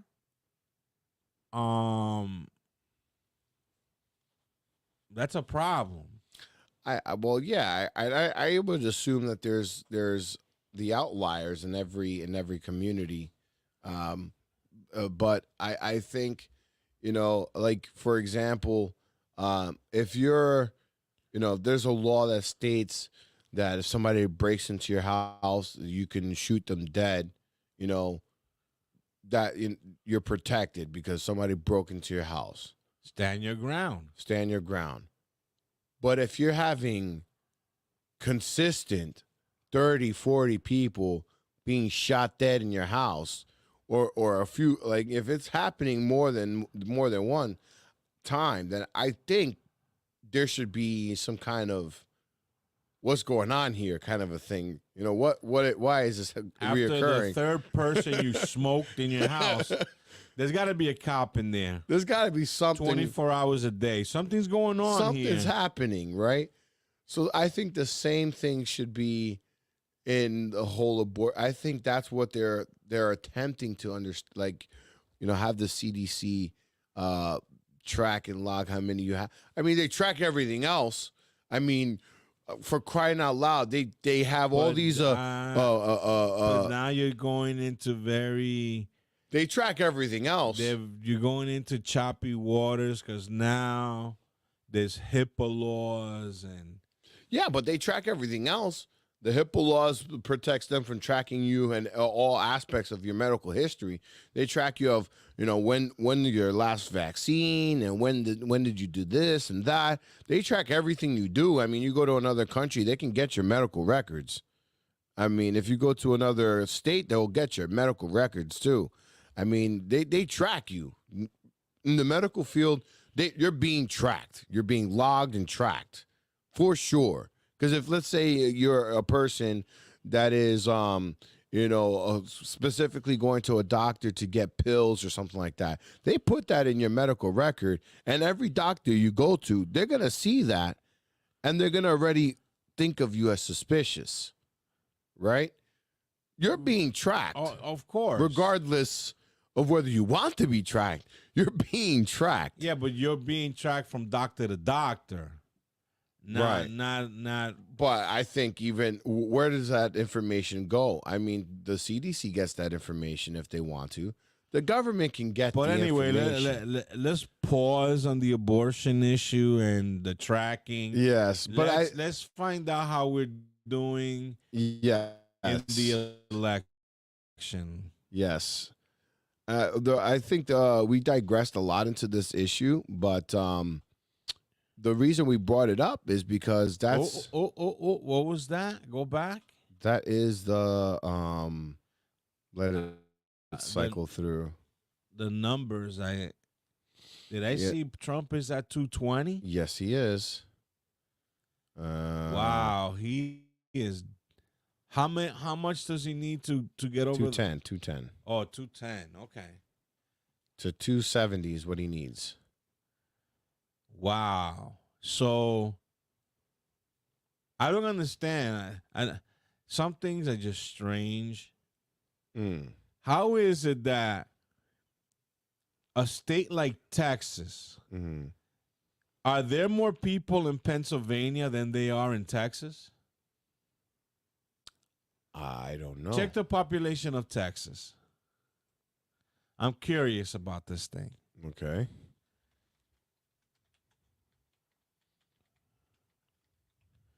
Because Texas is huge. And for those that are just tuning in, we did kind of digress into a bit of an abortion topic, but 30.5 million people make it. Okay. Now, see how many people live in Pennsylvania? 30 million people. The population is approximately 30 million people. Okay.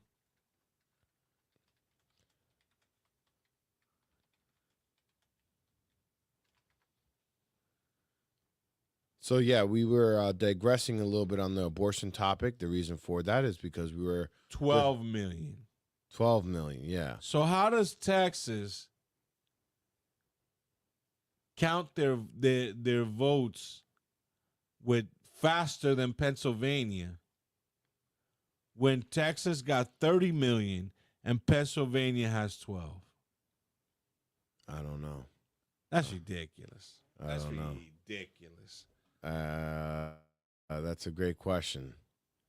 Not sure, but again, we were digressing into an abortion topic simply because that is the platform of which Kamala Harris has a stronghold on, because that's what a lot of women are voting on to protect their rights.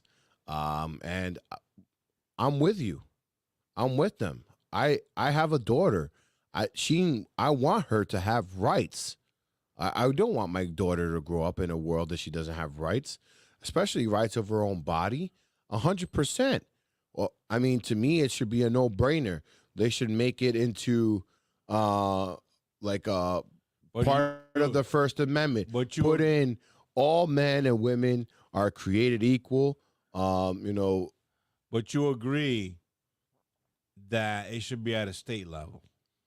I believe it should be at a state level, but I think there should be, the whole abortion thing, that should be at a state level. But I think the whole women have sovereignty over their own body should be a given.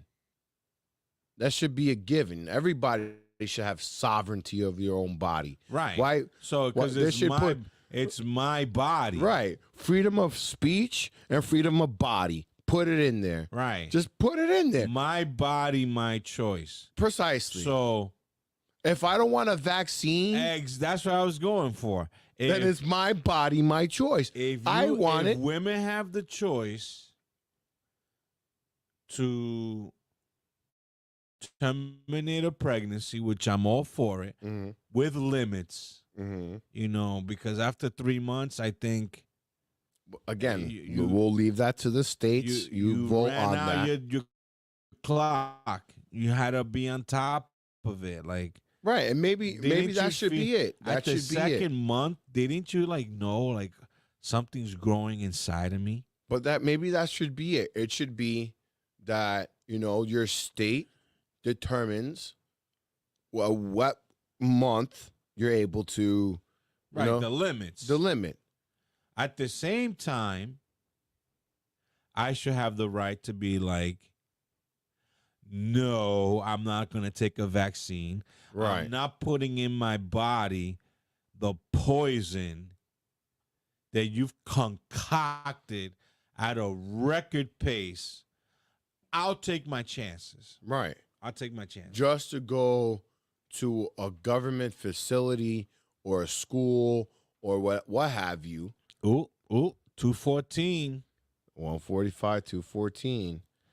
Kamala's So yeah, I mean, I agree with women. We should have something in there, something in the Bill of Rights that say, yes, we have the right to sovereignty over our own body. Agreed. Now, that's your own body. When it comes to a baby, when it comes to a baby, that is partly your body and partly somebody else's body. Therefore, there should be some discussion between you and a medical professional, and that should be a private thing for women to discuss amongst themselves. And I even think for this type of vote, men should not even be eligible to vote for this. Is that a radical idea? That we shouldn't even have the ability to vote? Let women decide. Well, I don't know about that one. Well, why you feel that?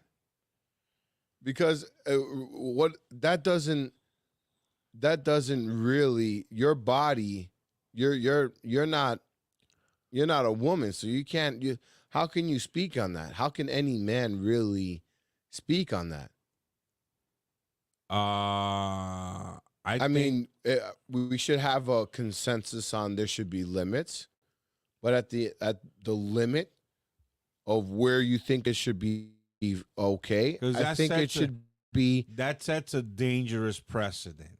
Now you're gonna start giving, picking and choosing who we can vote, what we can vote.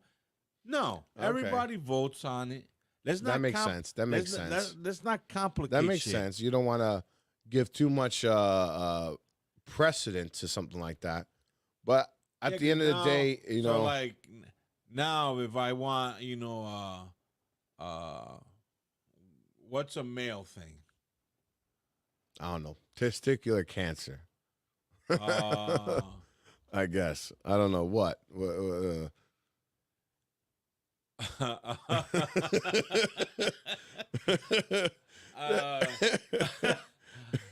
A bill that about fishing. That's not even a male thing anymore. You can't. There is no male thing. There's only female things, and that everything a man does, a woman can do too. Well, I'm getting at. They're gonna be like, now since men cannot participate in voting for abortion, then women not gonna be able to participate on this thing, and it just gets complicated. Just put it up to vote. Let the populace come to a consensus, and with limits, I mean, it's a complicated issue, but this is what, again, let's not digress back into this topic. I bring it for those that are just tuning in, because we got people rolling in throughout this time that we have together, and we are getting pretty late into the cast, and we're waiting for the end result. It's 11 o'clock already? That's right. And the results are coming soon. So ultimately, the reason we're digressing into this topic of abortion is because this is what the female voters are thinking about: personal sovereignty over their bodies. And for us men, it's hard to sit into the mind of a woman, because we've never been a woman. We don't understand that. But I understand the idea of wanting to have. I mean, there's a term that says if men would give birth, abortion clinics will be like barbershops on every corner. That's what they say. That's what they say. But I mean, it's a very complicated topic. It's very touchy topic. It's a traumatic experience for a man too, I think. I just don't think that I have the right to force a woman to have a child that she doesn't want. Right. I don't have that right. And on that regard, yeah, it's a very tough topic. Because I It's have a tough like topic. I have conservative tendencies, but on that topic, women have the choice with limits. That's if that makes me an evil person, then I'm evil. But I don't think a child should be aborted past the 3-month period. Well, again, I bring it back to when it comes to killing a life, I think there should be some control on there. And it has nothing to do with your personal sovereignty. It has everything to do with killing a life. Anytime that there's a killing of a life involved, there should be some level of control. I mean, I agree. It just ends. That's what it should be. I mean, there shouldn't. I definitely People agree. should not have the ability to willy-nilly kill a life, whether it be somebody breaking into your home. There should be some level of, can't be just shooting everybody that breaks into your house or comes near your home. Like you said, 3 is too much. Something's going on. You know, there should be always. Like if you come blasting through my window, I beg you a pardon. Right. What are you doing here? Right. You know, that's why this guy, Oscar Pistorius, went to jail, because he thought it was an intruder. Turns out to be his girl, supposedly.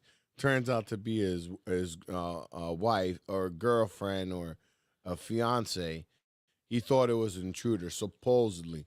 But there should, when it comes to ending of a life, there should be some control over it. Unfortunately, that's just how it is.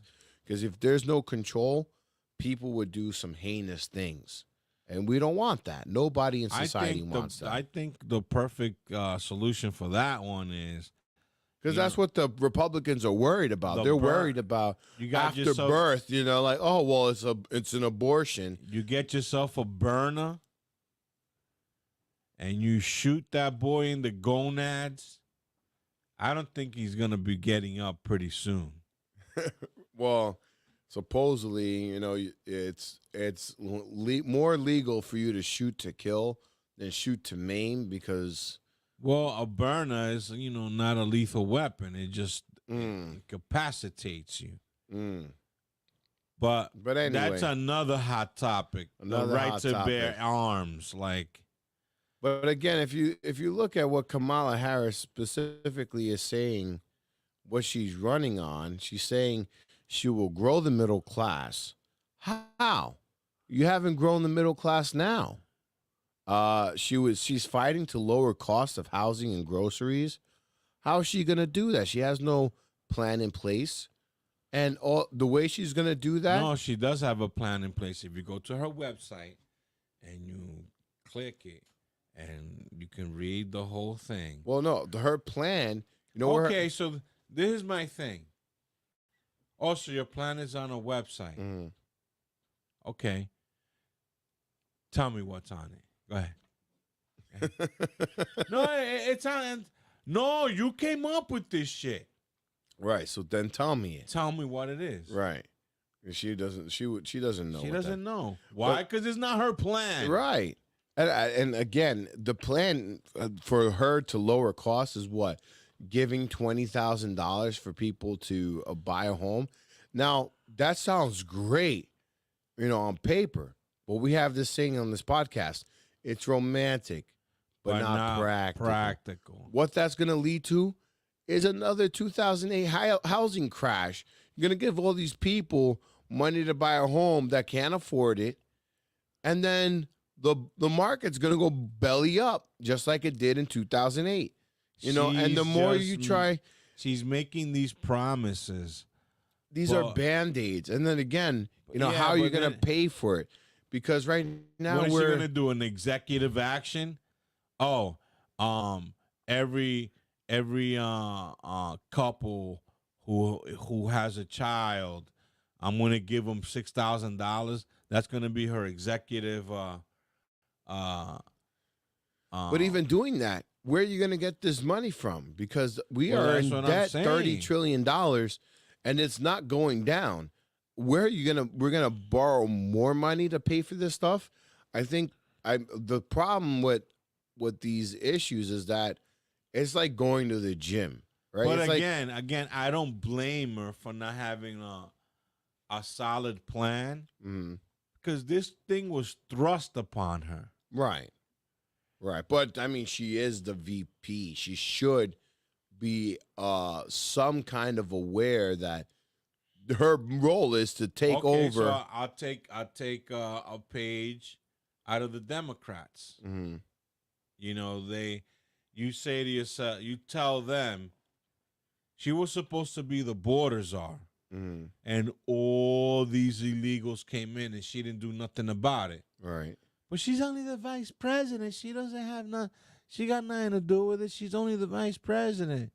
She has no power. She's only the vice president.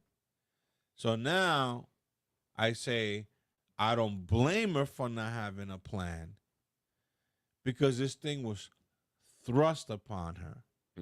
But you're saying, but she was the vice president. Right. She should at least know. Have some kind of an idea. Some kind of semblance of what's going on. But she's only the vice president. They don't tell her Only the vice president. They don't tell she's her that there. kind of thing. I don't know. I don't believe that because you know, if something happens to the president, she is literally next in line.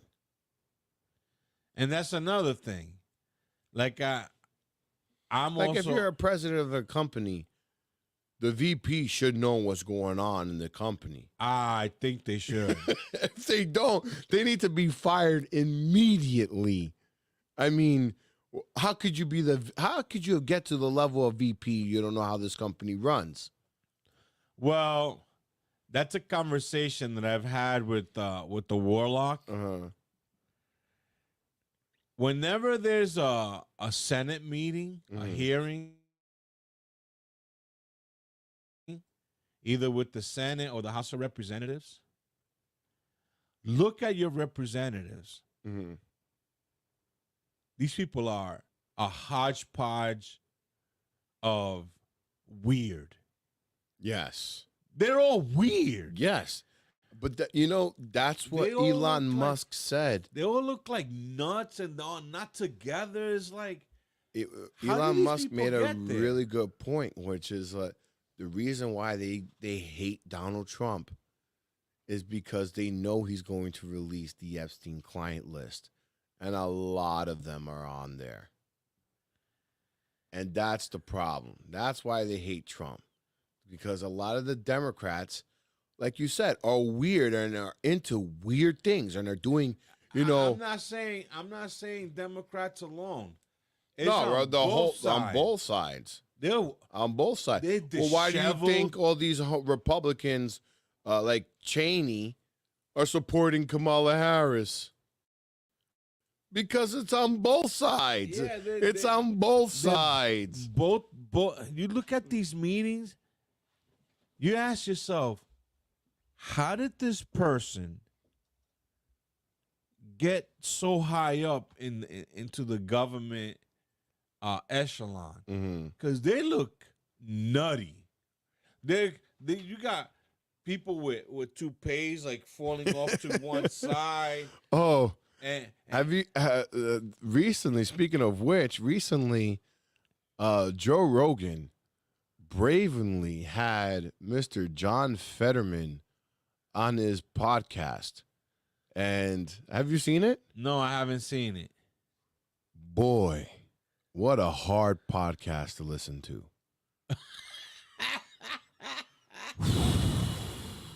Because of John Fetterman? Oh my God. And you know what? Joe Rogan was being as nice as he could possibly be, because he asked him a lot of direct questions that he had no answer for. For example, he has this application that transcribes the conversation, right? So he's asking him, oh, okay, so after the stroke, did you get like some kind of impairment with your eyesight or with your hearing, right? Is that why you need to have it captioned, because you can't really hear all that well? And he's like, no, I'm fine. I can hear perfect. I hear you clearly. Okay, so then why do you need the caption? Oh, well, because like he went like he didn't give an answer. He was asking him a lot of these direct questions that he just kind of meandered around. He weaved, but he never weaved. He never came back to Right. So, and then Joe Rogan kind of just like he asked him a few times, yeah, but why do you need this? Like, and he just wouldn't give him an answer on a lot of things that he was asking him questions on. And throughout the podcast, I was, listening to it with the lens that this guy had a stroke, right, and he's struggling to speak, and he's doing his best to convey what was he struggling to speak? Yes, he was. It was hard to listen to. I think there's got to be some clips here. Let's see. There has to be some Because I thought clips. he recovered. Yeah, but he's not 100% by any stretch of the imagination. Donald Trump, you never see him around. Donald Trump, you never see him with women. My apologies. That was another clip that I had. That's Mark Cuban saying that Donald Trump is never around intelligent women. Set a lot of women off with that one. But let me see if I grab. Wow. And you see how Kamala Harris brands chaos and division with Donald Trump. Who's causing that chaos? They are. He was a sitting president, and they took away his speech, for crying out loud, while he was president. Attack him, trying to impeach him, all this stuff. They're causing the chaos and division. Absolutely. They did everything they can to this man while he was president, and now while he tries to get the presidency back. Yeah, so it's insane, the gaslighting that the Kamala Harris campaign is doing. And it's more insane to hear, people that I, trust and I talk to and are intelligent people, say these things that are like talking points from the Democratic Party, and say them with such conviction and fervor, like the way we talk about, the unseen hand. Like we can kind of see how it's going. They have such conviction, but yet when you ask them about the topic, they really don't know. Like I asked them, like, what about it? And then they say to me the ultimate truth. Well, truthfully, I really don't know, but this is what I'm hearing, and I don't want that. Understood, but you haven't done any of the research to understand what is really going on. And I feel like that's what a lot of people right now. And you know what? And I'm kind of guilty of the same, because there's a lot to keep up with. Yes. Did you read this and did you read that? No. I mean, this is there's a lot this of cast, we do it every week. There's things that I'm paying attention to that you're oblivious to, and there's things that you're paying attention to that I've never heard this. So yeah. And there's also common sense, things that you don't have to read into it to be like. There's a lot of things that are just common sense. You, like for example, this abortion bill that we were discussing, you know, it's common sense to leave it to the state. You know, I don't have to read about this and that. To me, I think you leave it at a state level, let people vote on it. I think that's the proper way to do it. The Joe Rogan Experience. Hold on, this I'll show you a little bit of John Fetterman here on Joe Rogan. Here is, I mean, obviously, this is a man that had a stroke, so you gotta have to. Let's tell everybody what's. Listen through that lens that he is slightly impaired, and he's a survivor. This came out of nowhere, so I feel for the guy. But to have him in a position of power, I think is almost cruelty. Because you got to recover first. But one thing Joe Rogan has said, and I think it goes with John Fetterman. Step aside to recover first before you get into this position or whatever. But also, if you're a governor and you're running for president, quit the job. Quit the job. He made that point in this podcast as well with John Fetterman. Like, you're not really going to be helping if you're a mayor of a city, you're not really going to be helping the city while you're campaigning. Quit the job. Right? Absolutely. I agree. Yeah. You cannot chew and walk at the same time. Right. But let me see how he's doing, because I haven't heard of going on with your while. iPad. So because you had a stroke, you have difficulty. Do you have difficulty hearing, or? Well, no, I can hear just perfectly right now, But there's just the one kind of a lingering issue. There's a lingering issue, and sometimes I lose just a couple steps on time, and then now. After that, that's the only thing, and thankfully the stroke never touched my intellect. Thanks, but the stroke nearly killed me. And again, I don't. But I use captioning in situations just like this, in interviews. That's why I can really make sure exactly what's being said, and then I can able to just participate. If somebody wears the glasses, it doesn't mean that they're illiterate. It just means that's a tool that allows them to participate or drive or those things. And it's that same thing. And a lot of people across America use captioning to watch movies and TV, and that's really no different than that. So it doesn't affect your intellect, but it does affect your hearing? Is that what's going on? No, I can hear and I can listen to music.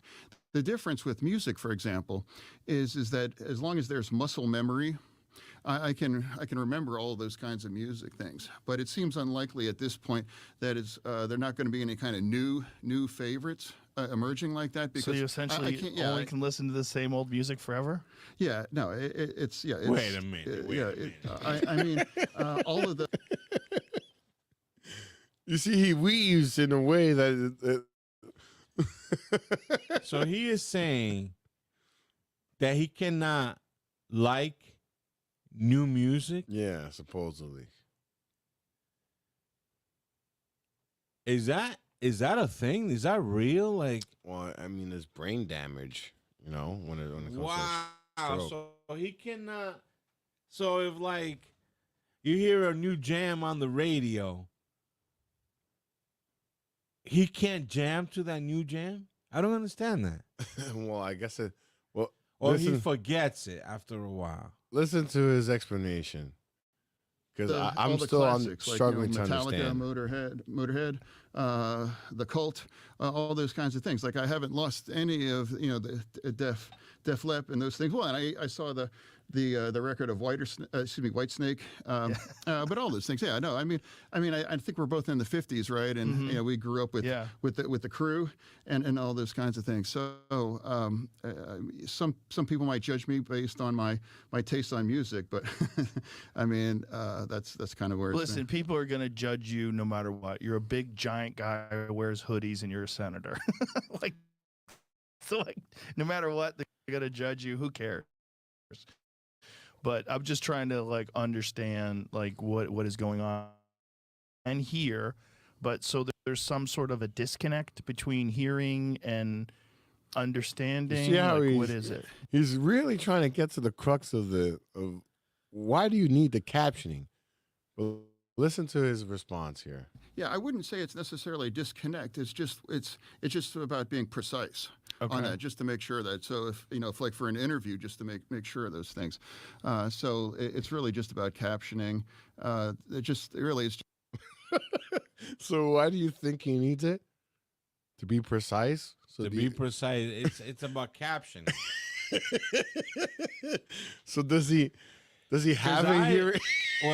When I does see he have an impairment or not? When I'm watching movies in my living room, I do like the captions. I do, me too. Because I can't hear what they're saying. Yeah, because sometimes they'd be like, "Oh, darling, I love you so bloody."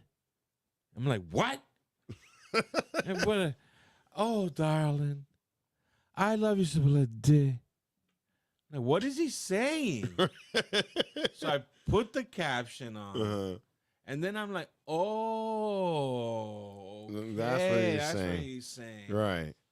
And that's a thing now. Like, apparently the mics, that the way they used them in the past, people had to really enunciate so that they could, be picked up.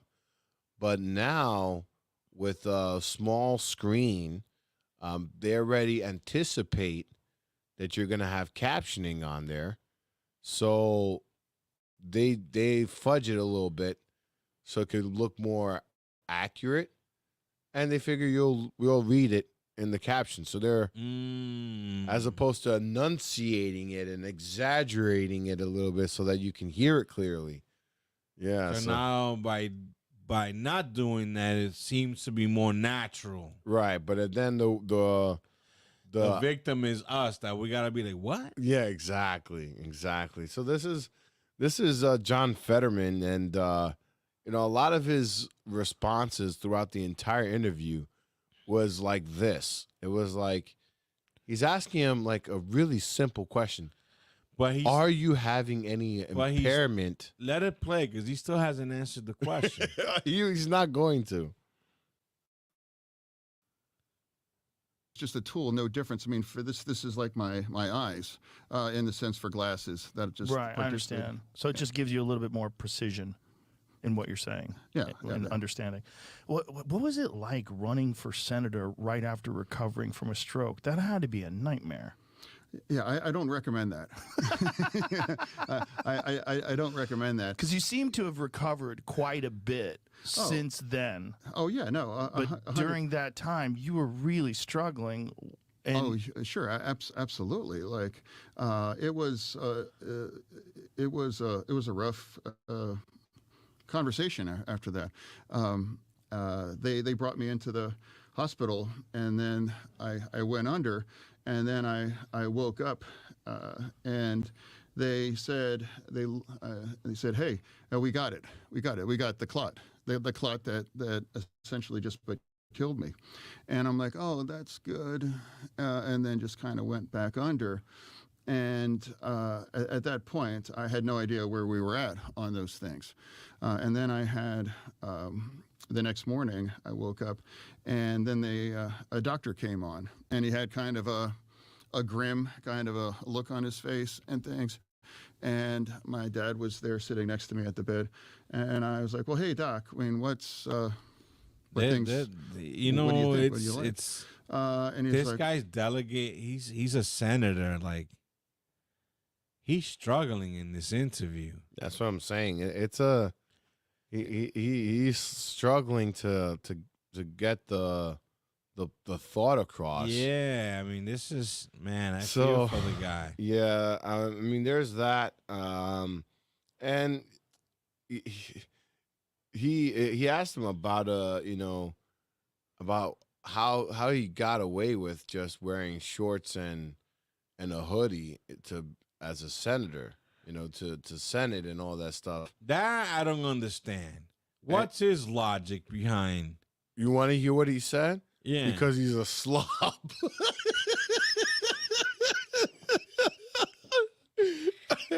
He says, because I dress like a slob.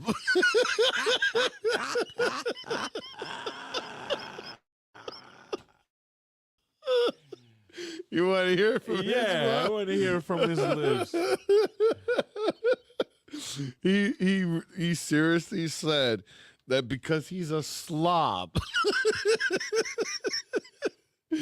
Oh man, let's see. That is priceless. Let's see.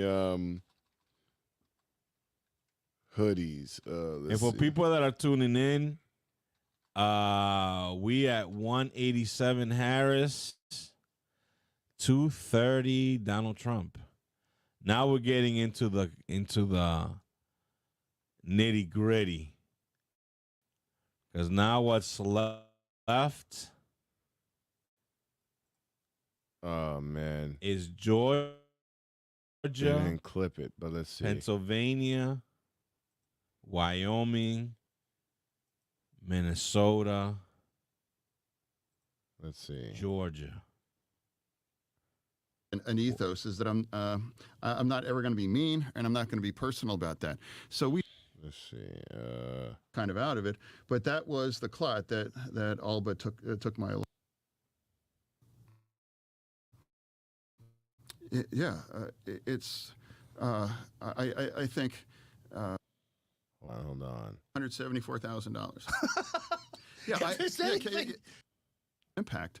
I mean, that certainly it has for me. And until we have unlimited He money, ended up it's taking gonna off his get, headphones? more and more mean, personal. They were and bothering him? I guess so. Hold on. You have to hear it. Because he does say, he says, the reason why is because I'm a slob. Hold on. Oh. Harris is gaining ground. 192. 192. Oh, man. She took Vermont. New Hampshire's still up for grabs. Looks like it's going blue. Massachusetts. Oh, this is going down to the wire. No, they didn't clip that part. Hold on. Because it's so priceless. From When that I heard iconic this, steel mill. I mean, that's really that used to be a.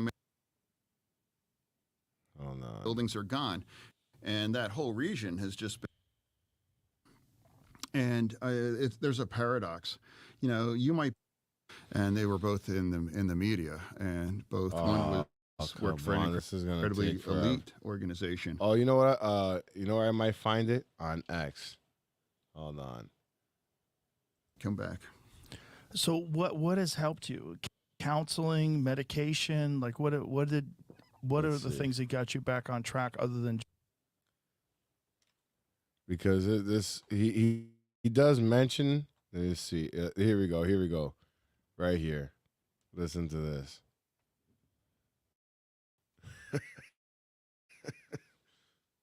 You the only guy that figured out that you don't have to wear suits as a senator. Well, I know it seems strange, but it's like I'm a bigger guy, and I can't afford custom anyway. I'm claustrophobic, and I hate them being in that kind of shit. I've always dressed like shit, and and I know, and then people assume that there was a dress code issue there, and I'm like, no, I wasn't behind that, but of course everybody pointed at the dude that dresses like a slob, and then the whole nation just had like a meltdown, like, oh my God, the Senate's on fire because I dress like a slob.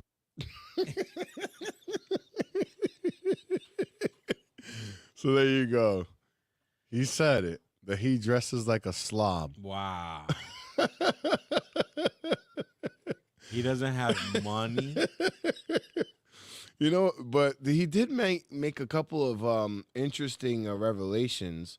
One thing he said was, with Donald Trump, that the reason he feels like Donald Trump is going to win is because Donald Trump is doing stuff that nobody in the Democratic Party is willing to do, which is go down to these forgotten towns These like he says the town that he's from is like a old steel mill town, and Is he from areas like Pittsburgh? I think so.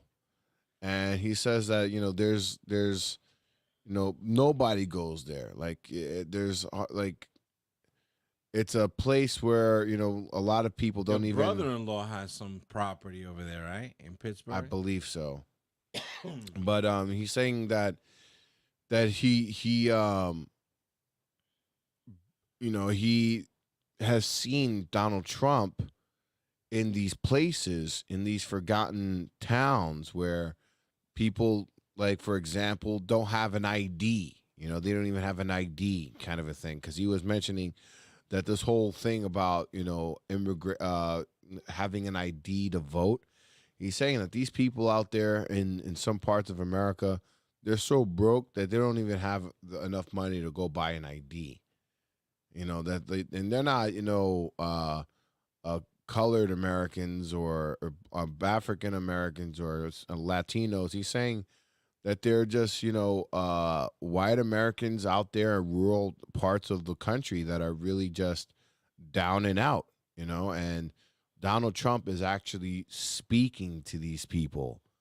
And he's like, I've lived here my whole life. Nobody comes to see us. And he's a Democrat. And he's like, that's why Donald Trump is getting so much support, because he is speaking to a lot of normal people, where the Democratic Party is not going to these places. They're being very selective of where they go. Meanwhile, Donald Trump is more than willing to put on a McDonald's apron and in front of cameras and work the French fry machine. I haven't seen Kamala Harris do the same thing. So he's saying that Donald Trump is doing more of an effort to speak to these kinds of people. So, I mean, he's even, riding around in a garbage truck, right? So these are things that, Democrats will never do. And he made a lot of revelations, like when he was running, that he went, because do you recall that after he won, he took some time off, and we kind of joked about it on the cast, but he took some time off because he needed a mental health break. Because remember that? Like, he won, and then he needed like a little mental health break.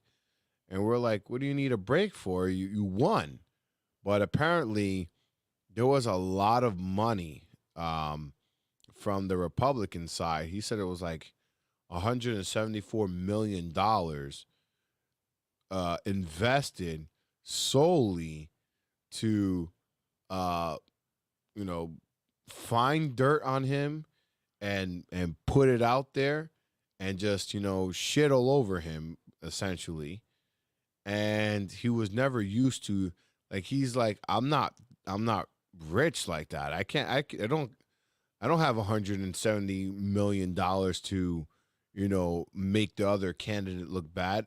But these are like PACs that, they come in and they fund all this money to, make you look like a fool, and you get all these death threats and all these weird, messages.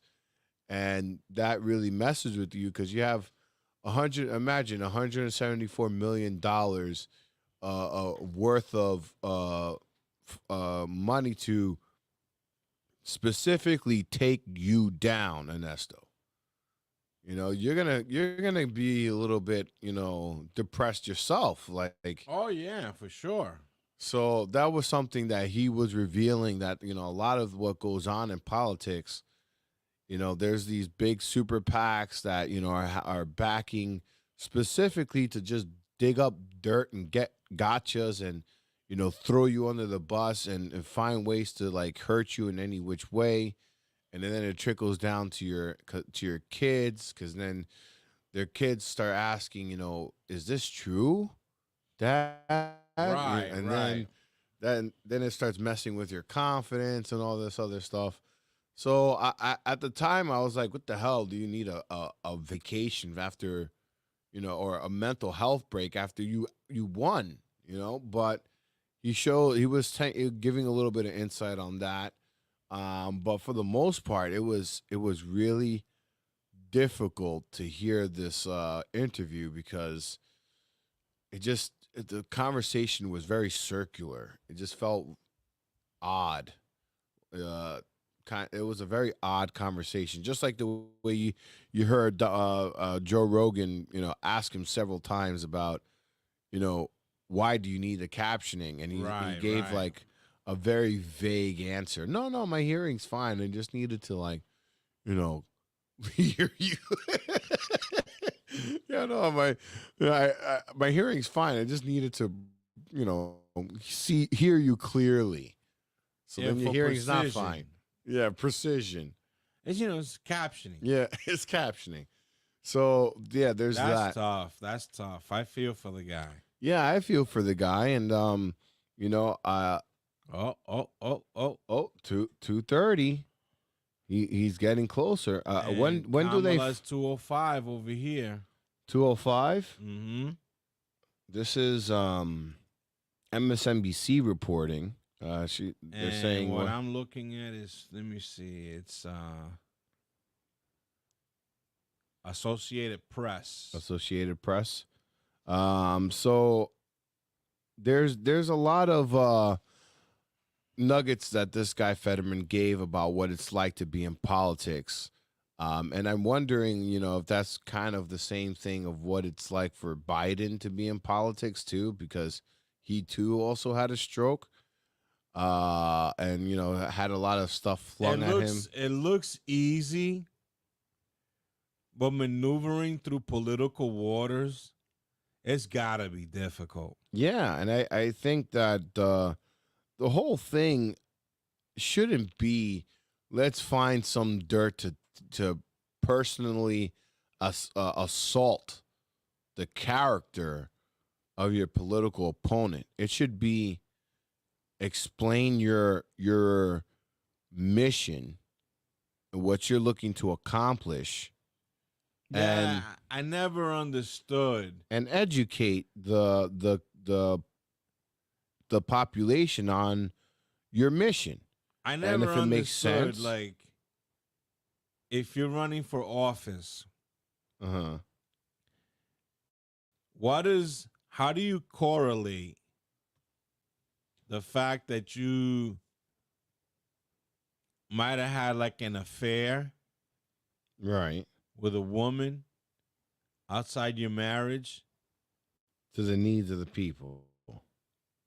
How does that infringe on your job as a senator, as a mayor, as at your political position? Like, I think that's like if I'm going, to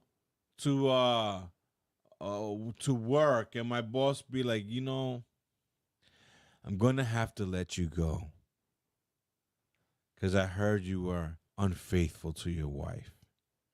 What? What is that? Your business. That sounds familiar. Didn't that happen to somebody that, or I believe that happened to somebody that's on this wall? No, didn't that happen to was that Michael Rupert? That they were monitoring his wife. No, it was this guy, what's his name? He's on here. The first UFO guy. What's his name? This guy, Bob Lazar. It was Bob Lazar. Oh, I don't remember hearing that from. Yeah, Bob that Bob Lazar. They were monitoring his wife. That's why he got kicked out of Los Alamos lab, because they caught his wife cheating on him. That's even more fucked up. And then they fired him. I'm sorry, sir, but I'm gonna have to let you go. Right? Why? What did I do? Your wife is playing behind your back. What does that got to do with anything? Yeah, I believe that is the That's crazy. I believe it was Bob Lazar. Yeah. So the sprint to 270, Donald Trump is at 230, Harris is at 205. Georgia seems to be trending Donald Trump. Pennsylvania seems to be trending Donald Trump. Arizona seems to be trending Donald Trump. Oh, wow. This is going to be. So, Nevada. Mm-hmm. Can you please check how many delegates that Nevada has? Nevada. Hold on. Let's see.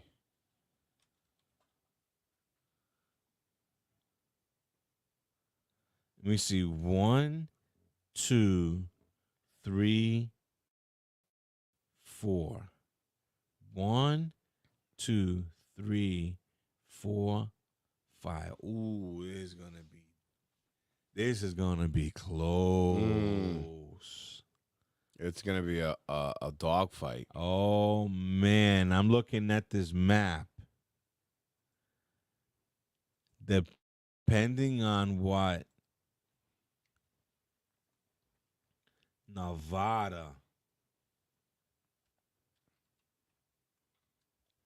So when would we actually get the results? Tomorrow?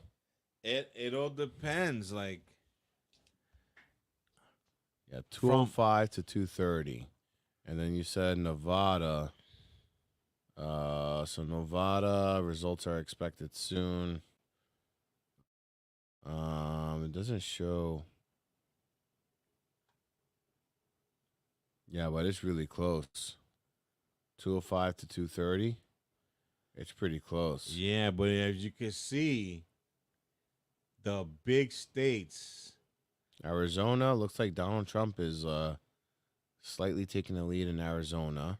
And in Pennsylvania? He looks like he's taking a lead in Pennsylvania right now. Yeah, it looks like he's taking the lead in 51 in Pennsylvania, 47 Harris. Michigan, he's Georgia. You said he took Georgia already? No. Okay, so Georgia, he's at 91. 91? Oh, I'm sorry, no. 51. It said 91% reporting. 51%. Ooh, they might call Georgia for him. That's going to be a blow.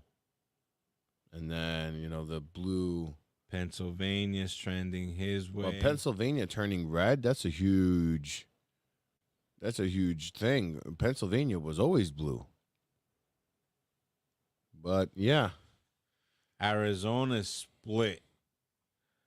It says 49.8 and 49.4. Yeah. It's going to be 11 electoral votes for Arizona. Pennsylvania. How many electoral votes? 19. Georgia, 16. So 19 and 16. If my math is correct, 25, right? 19 to 16. Not 25, 35. 19 and 16. God, yeah, 35. 35. Yeah. Wow, if he takes Georgia and Pennsylvania, he'll be at 265. And if he takes Michigan, which he's up, and there's already, he's got a lot to go. 41% reporting. Wisconsin is 10, 71%.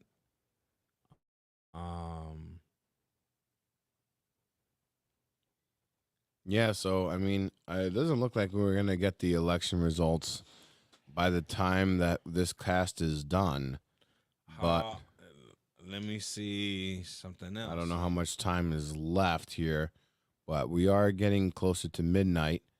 Again, folks, this is just an election night special. special. That's right. And you know, we talked a lot about Kamala Harris, and we talked about Trump, but we didn't really touch more about the gaslighting that they're putting on Trump. And you know, there's this video that just explains this whole gaslighting and how they're making, you know, this guy, what's it called, Biden.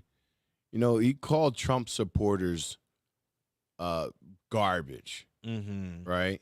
And then, and you heard in the intro that they make it seem like he didn't. Like, I'll play it here. You see.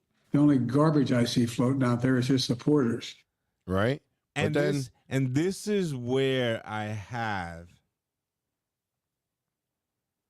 a really big gripe with the media. Because they protect him. Yeah. It was just a comma.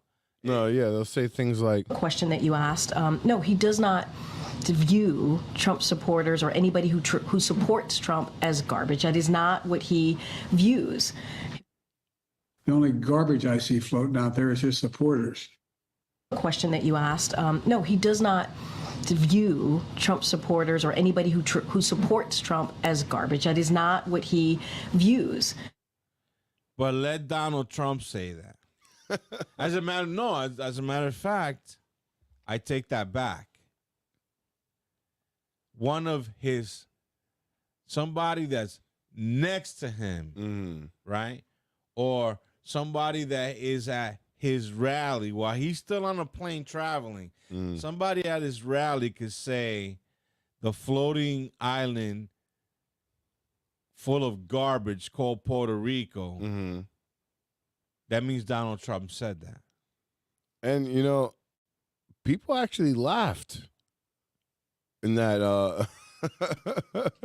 I didn't get the joke. I didn't get from what I've heard, that the people that laughed at that joke were people that knew his comedy. Yes. I found the joke distasteful and uncalled for, because at this crucial time, and you already been labeled as a racist and divisive, you know. Oh yeah, but they took that one, but he said a bunch of things. I mean, he was doing a whole stand-up comedy bit. He was doing a whole bit. Have you seen the whole thing? No, I have not.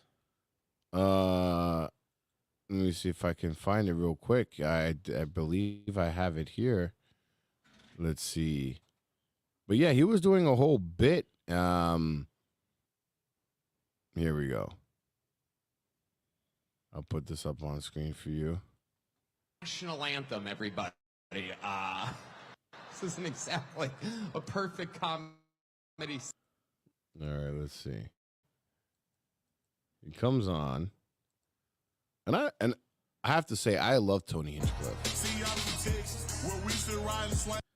You see, this is special. 17 years ago, I was sleeping in my car behind the Comedy Store in L.A., and I'm proud to say this is my 4th time performing at Madison Square Garden, the most famous arena in the damn world. The American dream. So you knew who this guy was? Here. Oh yeah, he's the guy that did Kill Tony with Andrew Dice Clay and all that. That was there at Madison Square Garden. Kill Tony. Yeah. Oh, that competition? It's not really a competition. It's more of like they bring on comedians up and they do a joke. Yeah, they randomly pick a guy. Right, and they do a joke up there. Yeah. Okay. See, I didn't know this guy. Very different than where I'm used to performing, though. I'm used to nighttime with people drinking. not so many babies in the crowd, and people that are obviously only here for Lee Greenwood tonight. Normally, I don't make my political beliefs a known thing. It's divisive for a comedian to do that, but just know. Oh, of course. Of course. Oh, I sleep well at night knowing who I'm voting for. Yeah. Yeah. When I lay down and my head hits my pillow, it is a fantastic pillow, by the way. I was staying at the Four Seasons up by Central Park one night, and I laid my head down, and it felt so good, and I thought to myself, what an amazing pillow. I have a little bit of money now. I could buy a good pillow. And I took the pillowcase off, and there it was. My pillow, my pillow, my pillow. And damn it, I bought 4 of them. And if you use the promo code KillTony, you can also buy 4 My Pillows. There's serious stuff happening, people. I live in the great state of Texas now. 18 years in Ohio, 20 years in California, and I got to see California turn to absolute horrendous thing. And traveling the world, I got to see San Francisco turn into one of the most demented cities, one of the greatest downfalls I've ever seen. And that is where the other candidate worked for 2 decades. And it's absolutely wild to see. And in Texas, stuff is really, really crazy. We're right there by a wide open border. Where are my proud Latinos at tonight? You guys see what I mean? It's wide open. There's so many of them. It's absolutely incredible. Believe it or not, people, I welcome migrants to the United States of America with open arms. And by open arms, I mean like this.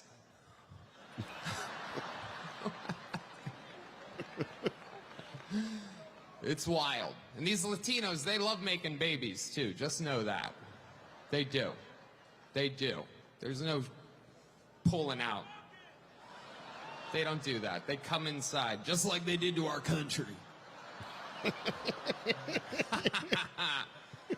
Republicans are the party with a good sense of humor. Free speech is under attack, people. I host a show, and each week I get updates what words we're allowed to use and not use anymore. It's happening right now the past few years. It's a real thing. And, you know, used to be able to tell people to Google stuff. My mom's a boomer in the state of Ohio, and there's no convincing her of anything. She's eating the cats. She's eating the dogs. They're eating the pets up there. It is absolutely wild times. It really, really is.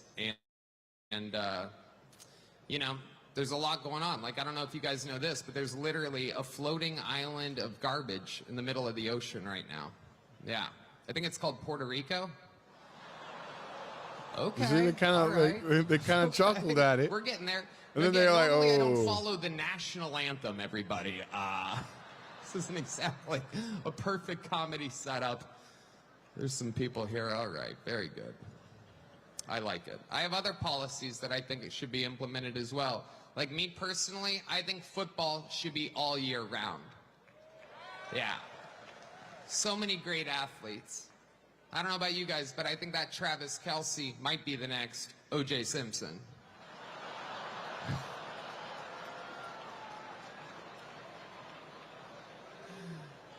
Feels good in here.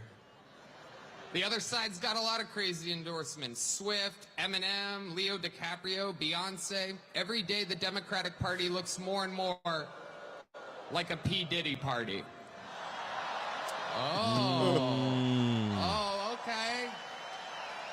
Okay, that's what you guys want. All right, heck yeah, it's cool. Black guy with a thing on his head. What the hell is that, a lampshade? Look at this guy. Oh my goodness. Wow. I'm just kidding. That's one of my buddies. He had a Halloween party last night. We had fun. We carved watermelons together. It was awesome. You guys are, this is a groany little morning crowd, huh? It's tough to follow this audition for the next Commissioner Gordon's over here. It is, though. It's crazy times we're living in. I mean, all these pointless wars. It is unbelievable what's happening right now. It is incredible. Ukraine versus Russia, Israel, it's like bad soccer games. Who even cares? What are we doing? Why is our money involved in these wars?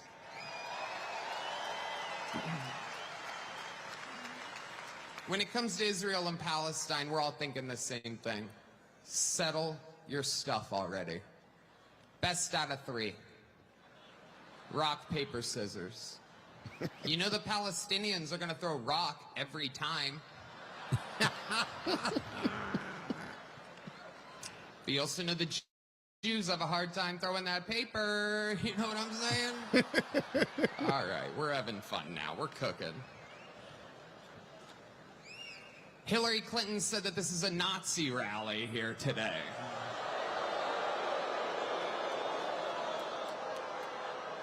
Can you believe that? For the most anti-war president of my entire lifetime, and she calls him Hitler. Let me remind you, Hillary, it was your husband who shot innocent people, or as he called them, interns. Yeah, Hillary, I bet you did not see that one coming. Nazi. By the way, if I commit suicide in 3 weeks, I didn't.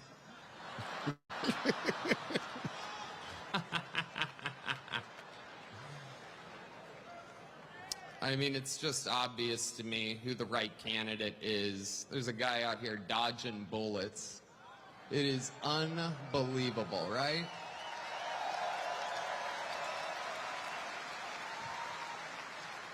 He took it right in the ear. Unbelievable. I thought about this. I don't know if you have. Coolest place to get shot. Like if you're gonna get shot anywhere on your body, that's where you want it. Right there. Technically, he got shot in the head, depending on if you're a Democrat or a Republican. Right? If you're a Democrat, his ear was grazed. If you're a Republican, he survived a headshot. It is. It's the best place to get shot. It's the only part of the human body will drive a piercing through like a little girl's ear for no reason. Right? There's just it heals fast. Nobody cares. It's the best place to get shot. He went down, saw blood on his hands. I'd imagine he thought right then, I think I just won this shit.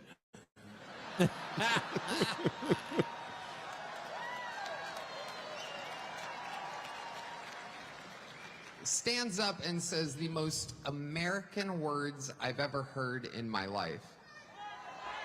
No. Before that, there was one more. Let me get my shoes.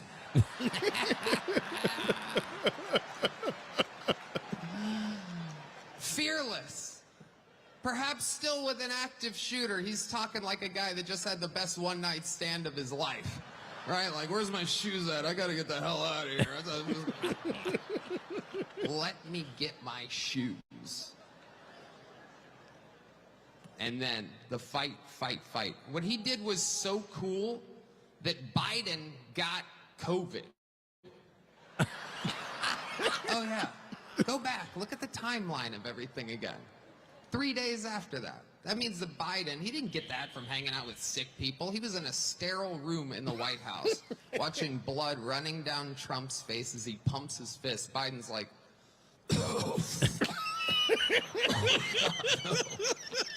it's true. Trump survived an assassination attempt and Biden got COVID. We vote next week. God voted 3 months ago.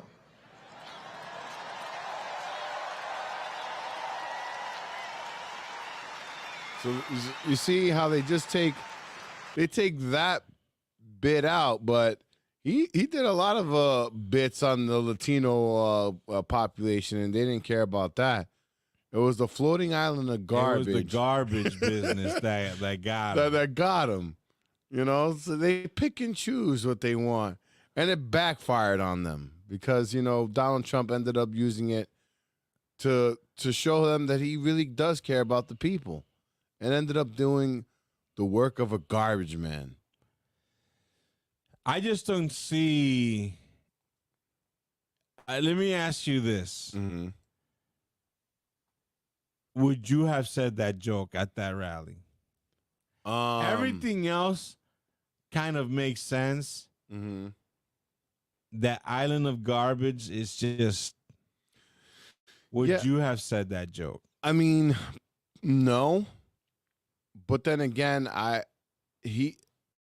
wasn't following anything about what's going on in Puerto Rico. And I think Puerto Rico, for the Republicans and for the Democrats, is a bit of a sore subject, because when I think of Puerto Rico, I think of Donald Trump, hey, have your bounty towels here, have your bounty towel. And that's not the image you'd want out there. I kind of wanted to stay away from Puerto Rico to not bring that back up. But what did my whole thing is the punchline. There's a float. He could have said that about. Well, because apparently, this is what I was under the impression that Puerto Rico does have a garbage problem. Let me see.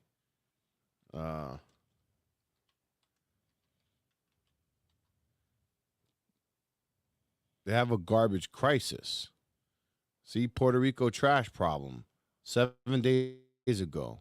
Puerto Rico is grappling with pressing trash problem that is not just a visual blight, but serious threat to its stunning landscapes, marine life, and the environment. The urgency of this crisis is underscored by its far-reaching impacts on health, tourism, and the economy.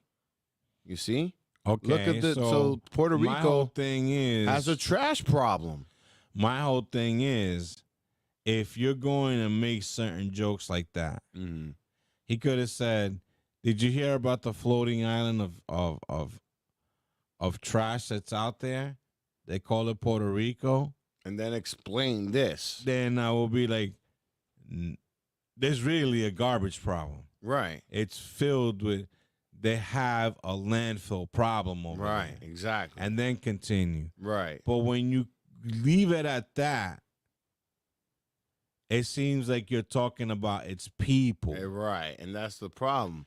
But he wasn't talking about his people. Just like Biden wasn't talking about supporters. Right? Right. Question that you asked. No, he does not view Trump supporters or anybody who supports Trump as garbage. That is not what he views. The only garbage I see floating out there is his supporters. Right? So, like my mother says, más claro de ahí no canta un gallo. Right. Clearer than that, a rooster don't crow. Right. But yeah, look, it says, why so much trash in Puerto Rico? Limited landfill space. Puerto Rico's landfills have been full for years, and many are at capacity. No recycling problems, high consumption like everywhere else. Puerto Rico has high consumption of goods, plastic, and single-use items. Tourism brings millions of visitors to the island every year, and more trash, and weak waste management infrastructure. Hurricanes and other natural disasters have weakened the waste infrastructure, making cleanup efforts harder. So Puerto Rico does have a trash. That's what I was attempting to explain to some of the people that are pissed. That are Puerto Ricans specifically. And I'll put this up on stage. Look, this is from the environmentalblog.org. This was 7 days ago. And yes, Puerto Rico has a trash problem. Now, if he would, like you said, if he was going to say this joke, it would have been they would have clipped it anyway, but at least he would have had that as a backup to say, yeah, Puerto Rico does actually have a trash problem. Right. Like the minute that they chuckled, I would have been like, no.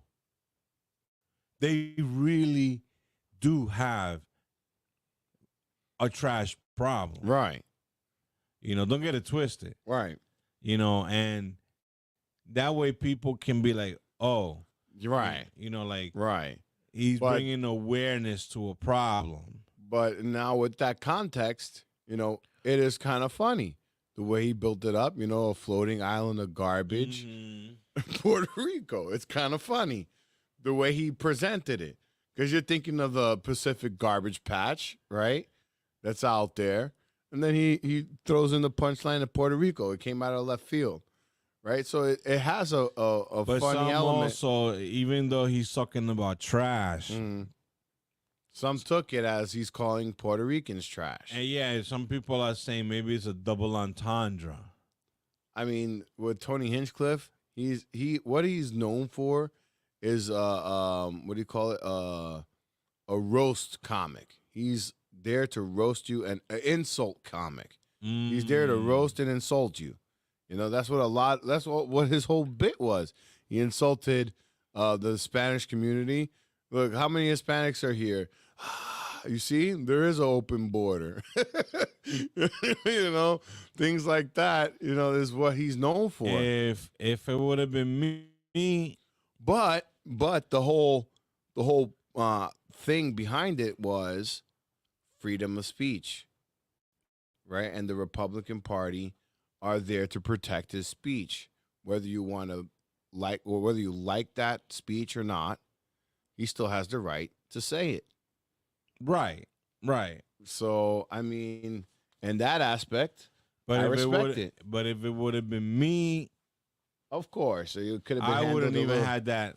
I wouldn't even had a comedy bit, you know, in that rally.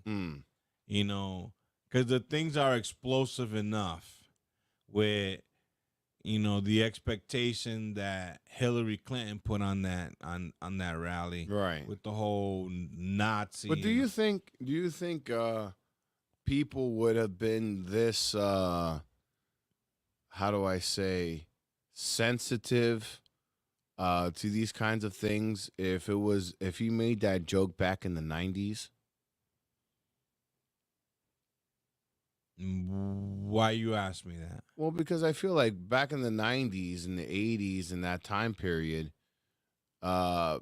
people were more open-lipped about, like, especially comedy. Comedy was more, I mean, you had George Carlin was like, you know. Yeah, but you got to realize Puerto Ricans, they're really, really proud of their country. They're proud of their country, and they're sensitive about it. You know, and man, because when Madonna took that flag and rubbed it on her private part, man, these Puerto Ricans were pissed. Pissed. And, you know, they're a proud people. I mean, I've been hearing some Puerto Ricans say that supposedly Trump had a rally planned in Puerto Rico. A Puerto Rican said, if you come here, guaranteed you're going to get shot. So, But yeah, again, I mean, they are very prideful. You're looking at, you know, these people are making, this is why the media is dangerous. This is why the proper way for the media to report that would have been Tony, what's his name? Tony? Was referencing this What's his garbage. name though? Tony Hinchcliffe? Tony Hinchcliffe, yeah. At a Trump rally, Tony Hinchcliffe, a known insult comic, brought out the you know, in a joke, in a tasteless joke, he brought out the problem Puerto Rico's having with their garbage disposal issue, whatever the case may be. Right. Explain it, you know, so that you don't get that. Right. But they wouldn't want that because this is just an open window to demonize Trump and mess up his campaign. Right. You know? Exactly. So I don't think it would have been reported like that in the 70s. Regardless of how you report it, the Puerto Ricans will take umbrage because they're very proud people, and they're sensitive when to the island, and they should be, because I'm the same way with DR. I can make fun of DR. You can't make fun of DR. You know what I'm saying? Right. So then, going into the gaslighting, I have this video, and I like to hear your opinion, your true opinion on this video. It's another form of gaslighting that they're doing to us Americans. It's called Warning from the Future. Let's take a quick peek of this.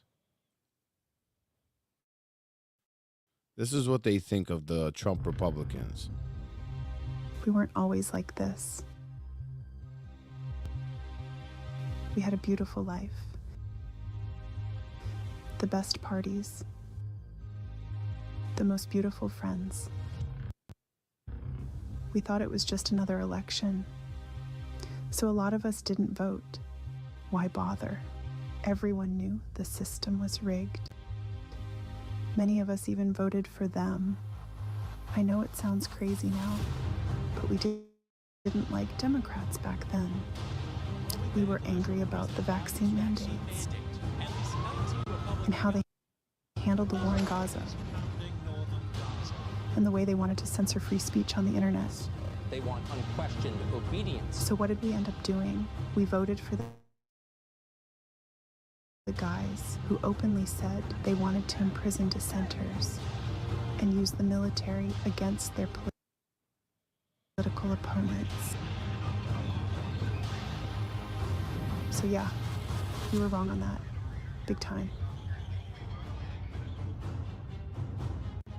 When Trump got sick and died. Oh, come on. Vance was 39 years old when he became president. 30 years later, he's still president today. And with the Supreme Court on his side, they gave him dictatorial powers. They took away women's reproductive rights, outlawed contraception, and removed the minimum wage. Then we had repression of dissent, AI surveillance of everything we did or said on a level we couldn't imagine. The government under Vance, Peter Thiel, and Elon Musk set up concentration camps for illegal immigrants, then legal immigrants, then even homeless people. They finally admitted climate change was real, but it was too late. Florida sank into the Gulf and the West burned, and cities across the country became uninsurable, then uninhabitable. Musk and Thiel poured all of our resources into artificial intelligence so they and their friends could become immortal. I don't know what happened to them, but I know what happened to us. What a big propaganda for the... That is so much bullshit. You know why? Why? Because it didn't happen the first 4 years of Trump. Right. This is what they, why would they, in his first 4 years, they kept trying to take him out. So they were causing the division. Yeah, these people are incredible. Yeah, so, and now, just really quickly, because it's already 12:21 in the morning, and unfortunately, we have to get this podcast to a close. But really quickly, now, as the election's going on, you know how I like to, keep an eye on everything. Mm-hmm. And as the election is going on, there's some concerning things happening abroad. Are you aware of some of the stuff that's going on abroad? Let me ask you a question. Are you smelling like a burning smell? No. Okay, it must be my incense stuff over here. Okay. Am I aware of what's going on? Abroad. As far as Russia employing North Korean troops. Yeah, that kind of stuff. There's a lot going on. I don't know what. Let's give a quick update.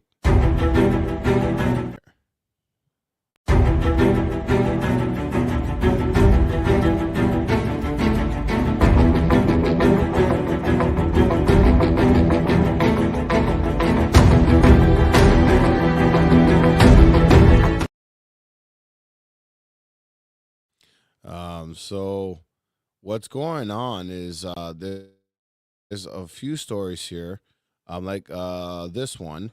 North Korea launches missile barrage on the eve of U.S. election. Have you heard of that? No, I have not. Okay, so let me put this story on screen here. So North Korea launches a missile barrage on the eve of U.S. election. North Korea launched 7 short-range ballistic missiles into the sea east of the Korean Peninsula in a test on Monday evening ahead of the U.S. presidential election, according to the Associated Press. The 7 missiles detected by Japan and South Korea flew as far as 400 kilometers, according to Japanese Defense Minister Gen Nakatani. Some analysts believe that North Korea might be leveraging its expanding nuclear arsenal in order to gain concessions from the next U.S. administration, particularly in the form of sanctions relief. So you have North Korea launching missiles into the sea. Then you have this particular article that just came out. Put this up on screen for everyone to see as well. Let's see here. It says here, China issues election message to Trump. So have you heard of this one? No. Okay. So China sent a message to former President Donald Trump and Vice President Kamala Harris on Election Day in an exclusive statement shared with Newsweek. As Americans cast their votes, a Chinese embassy spokesperson reaffirmed Beijing's commitment to respecting the United States' internal affairs, stating that China hopes to collaborate with the U.S. regardless of the election's outcome. Liu Pingyao, a spokesperson for the Chinese embassy in the U.S., told Newsweek that China will not interfere in the U.S. presidential election. So apparently China is claiming that they're not going to interfere with the presidential election. But if you look into Tim Walz, he is backed by Chinese money. So there's some thread there between Tim Walz and the CCP, just like, our sitting president, Mr. Joe Biden. So there's that. And then you have this concerning bit of news. Let me pull it up here. So U.S. Airborne Rangers, here. Now, these are our troops as it loads, and this terrible internet is really getting under my skin. Hold on. So U.S. Airborne Rangers parachute in to seize a Pacific air base prepping for war with China. You heard of this? I have not heard about this at all. Airfields. When did this happen? It looks like this happened. This was 16 hours ago. This article. It says airfields are few and far between across the vast reaches of the Western Pacific Ocean. Every strip of concrete capable of launching and landing military aircraft is precious. And that's why in October, the U.S. Army practiced seizing a Pacific airfield during, say, a war with China over Taiwan. The Army might try to capture Chinese airfields on reclaimed reefs in China's seas and turn them over to the U.S. Air Force. At the very least, deny them to Chinese forces, but the Army clearly expects the Chinese to fight for every square foot of concrete. and to swiftly counterattack in an attempt to retake any runways they lose. The game in Palau, a tiny island country 1,400 miles southeast of Taiwan, began with 5 USAF Boeing C-17. So it's not too far from Taiwan, and they're having all this exercise.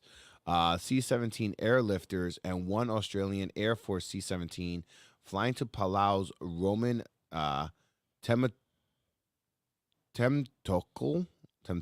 International Airport, apparently from Guam, 800 miles to the east, inside of 4-engine C-17.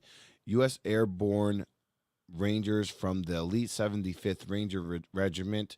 U.S. Rangers are so-called Tier 2 Special Operations Force, like most U.S. Spec Op forces, including the majority of the Navy SEAL Team, Army Green Berets. Tier 1 nowadays, a.k.a. Special Mission Units. So they're sending already special mission units to Taiwan. And they're this is why we need the proper person in the White House. Right. Because, in my opinion, war is imminent. And then finally, North Korea issues ominous warning, ominous nuclear war warning. Let's put this up on screen. This guy's always showboating. This guy's full of hot air. A new North Korean research organization has issued a scathing report targeting South Korean President Yoon Suk-yeol, writing that his leadership has put the U.S. ally at a greater risk of nuclear war.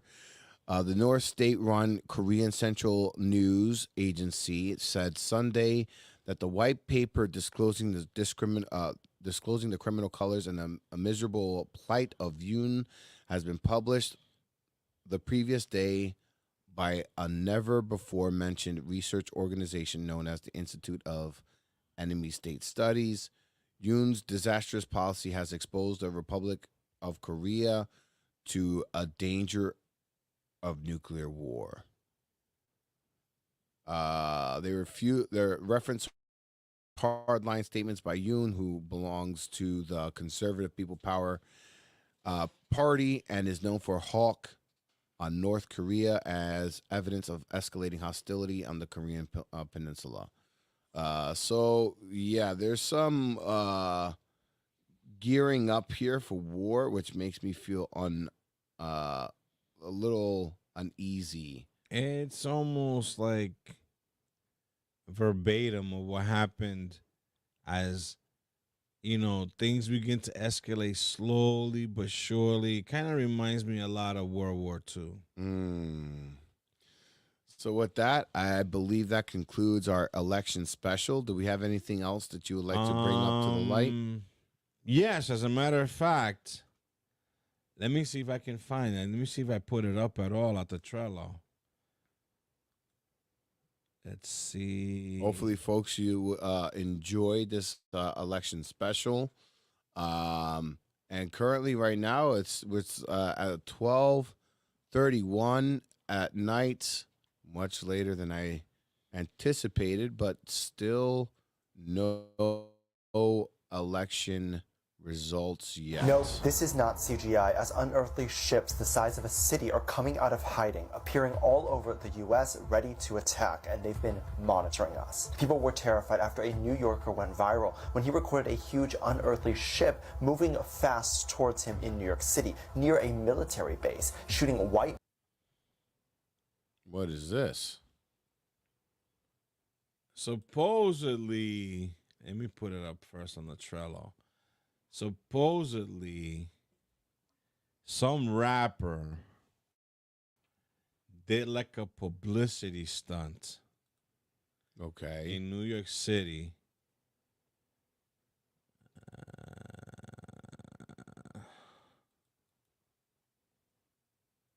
Come on. Let me see. Why are you doing this? There we go. So, folks, we're at 210 for Harris, 230 for Trump. It's getting down to the wire. Go to the Trello. Mm-hmm. And where it says UFO, play that video. All right. Special UFO clip.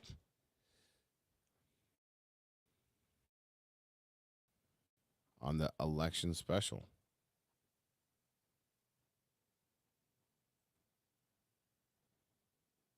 No, this is not CGI, as unearthly ships the size of a city are coming out of hiding, appearing all over the U.S. ready to attack, and they've been monitoring us. People were terrified after a New Yorker went viral when he recorded a huge unearthly ship moving fast towards him in New York City, near a military base, shooting white beams, with many experts saying the eerie words, "They are here to kill." This gets creepier as several people from different parts of the city recorded the ship from different angles, moving erratically and zooming several miles per second, seemingly trying to look for something or someone. Other videos show the haunting size of the ship being as big as several New York City skyscrapers combined, with way more weapons than us, and our time on Earth might be coming to an end.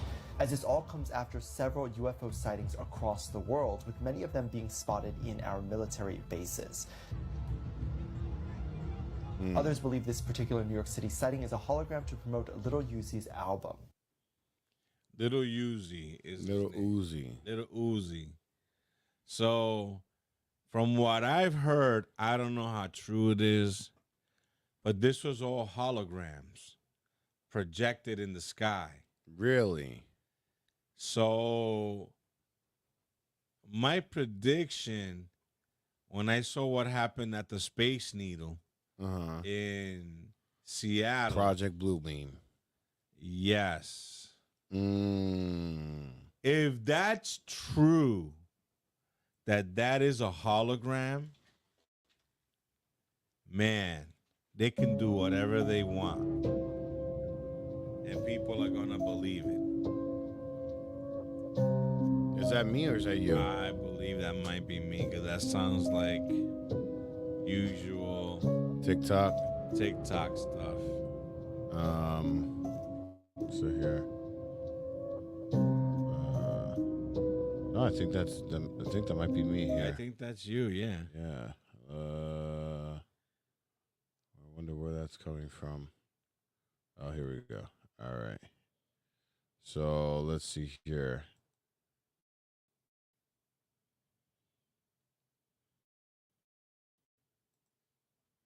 Lil Uzi Vert UFO.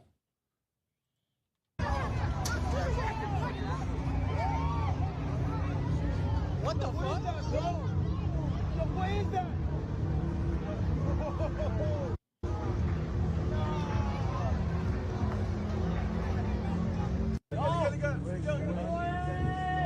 Crazy, right?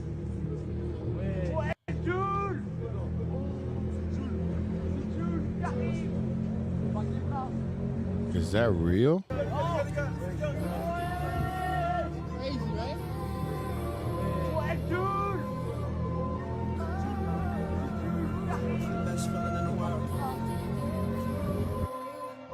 Supposedly that was a hologram. That's very, very strange. Wow. I got to do some more research on that. But other than that, it is 12:36 in the morning. One more thing. One more. You're killing me. On the humorous side. All right. Trello, Trump, Mexico. All right. I just thought that this was just funny. Okay. No other way to describe it. Other than funny. All right. Let's see here. Bear with me. All right. Where'd you put it? Show 107, right below the UFO. I mean, where's the... Oh, the link is not there? I don't see it. Oops. Let's see.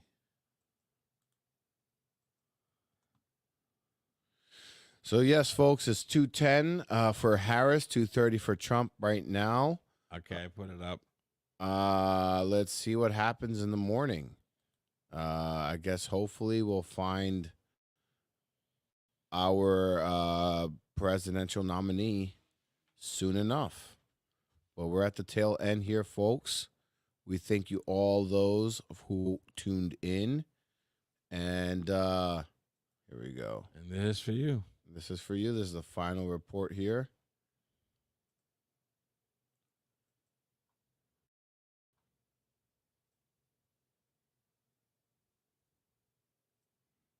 Los políticos del norte.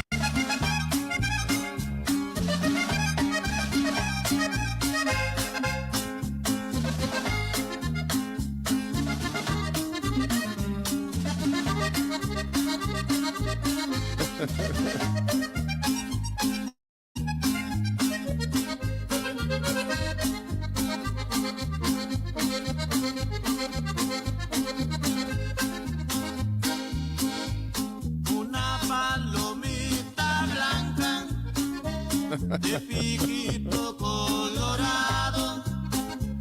Ayer yo la vi llorando. AI is getting really good. De un guayabo. Currucú, currucú. Le cantaba el palomito. Currucú. I just like Obama.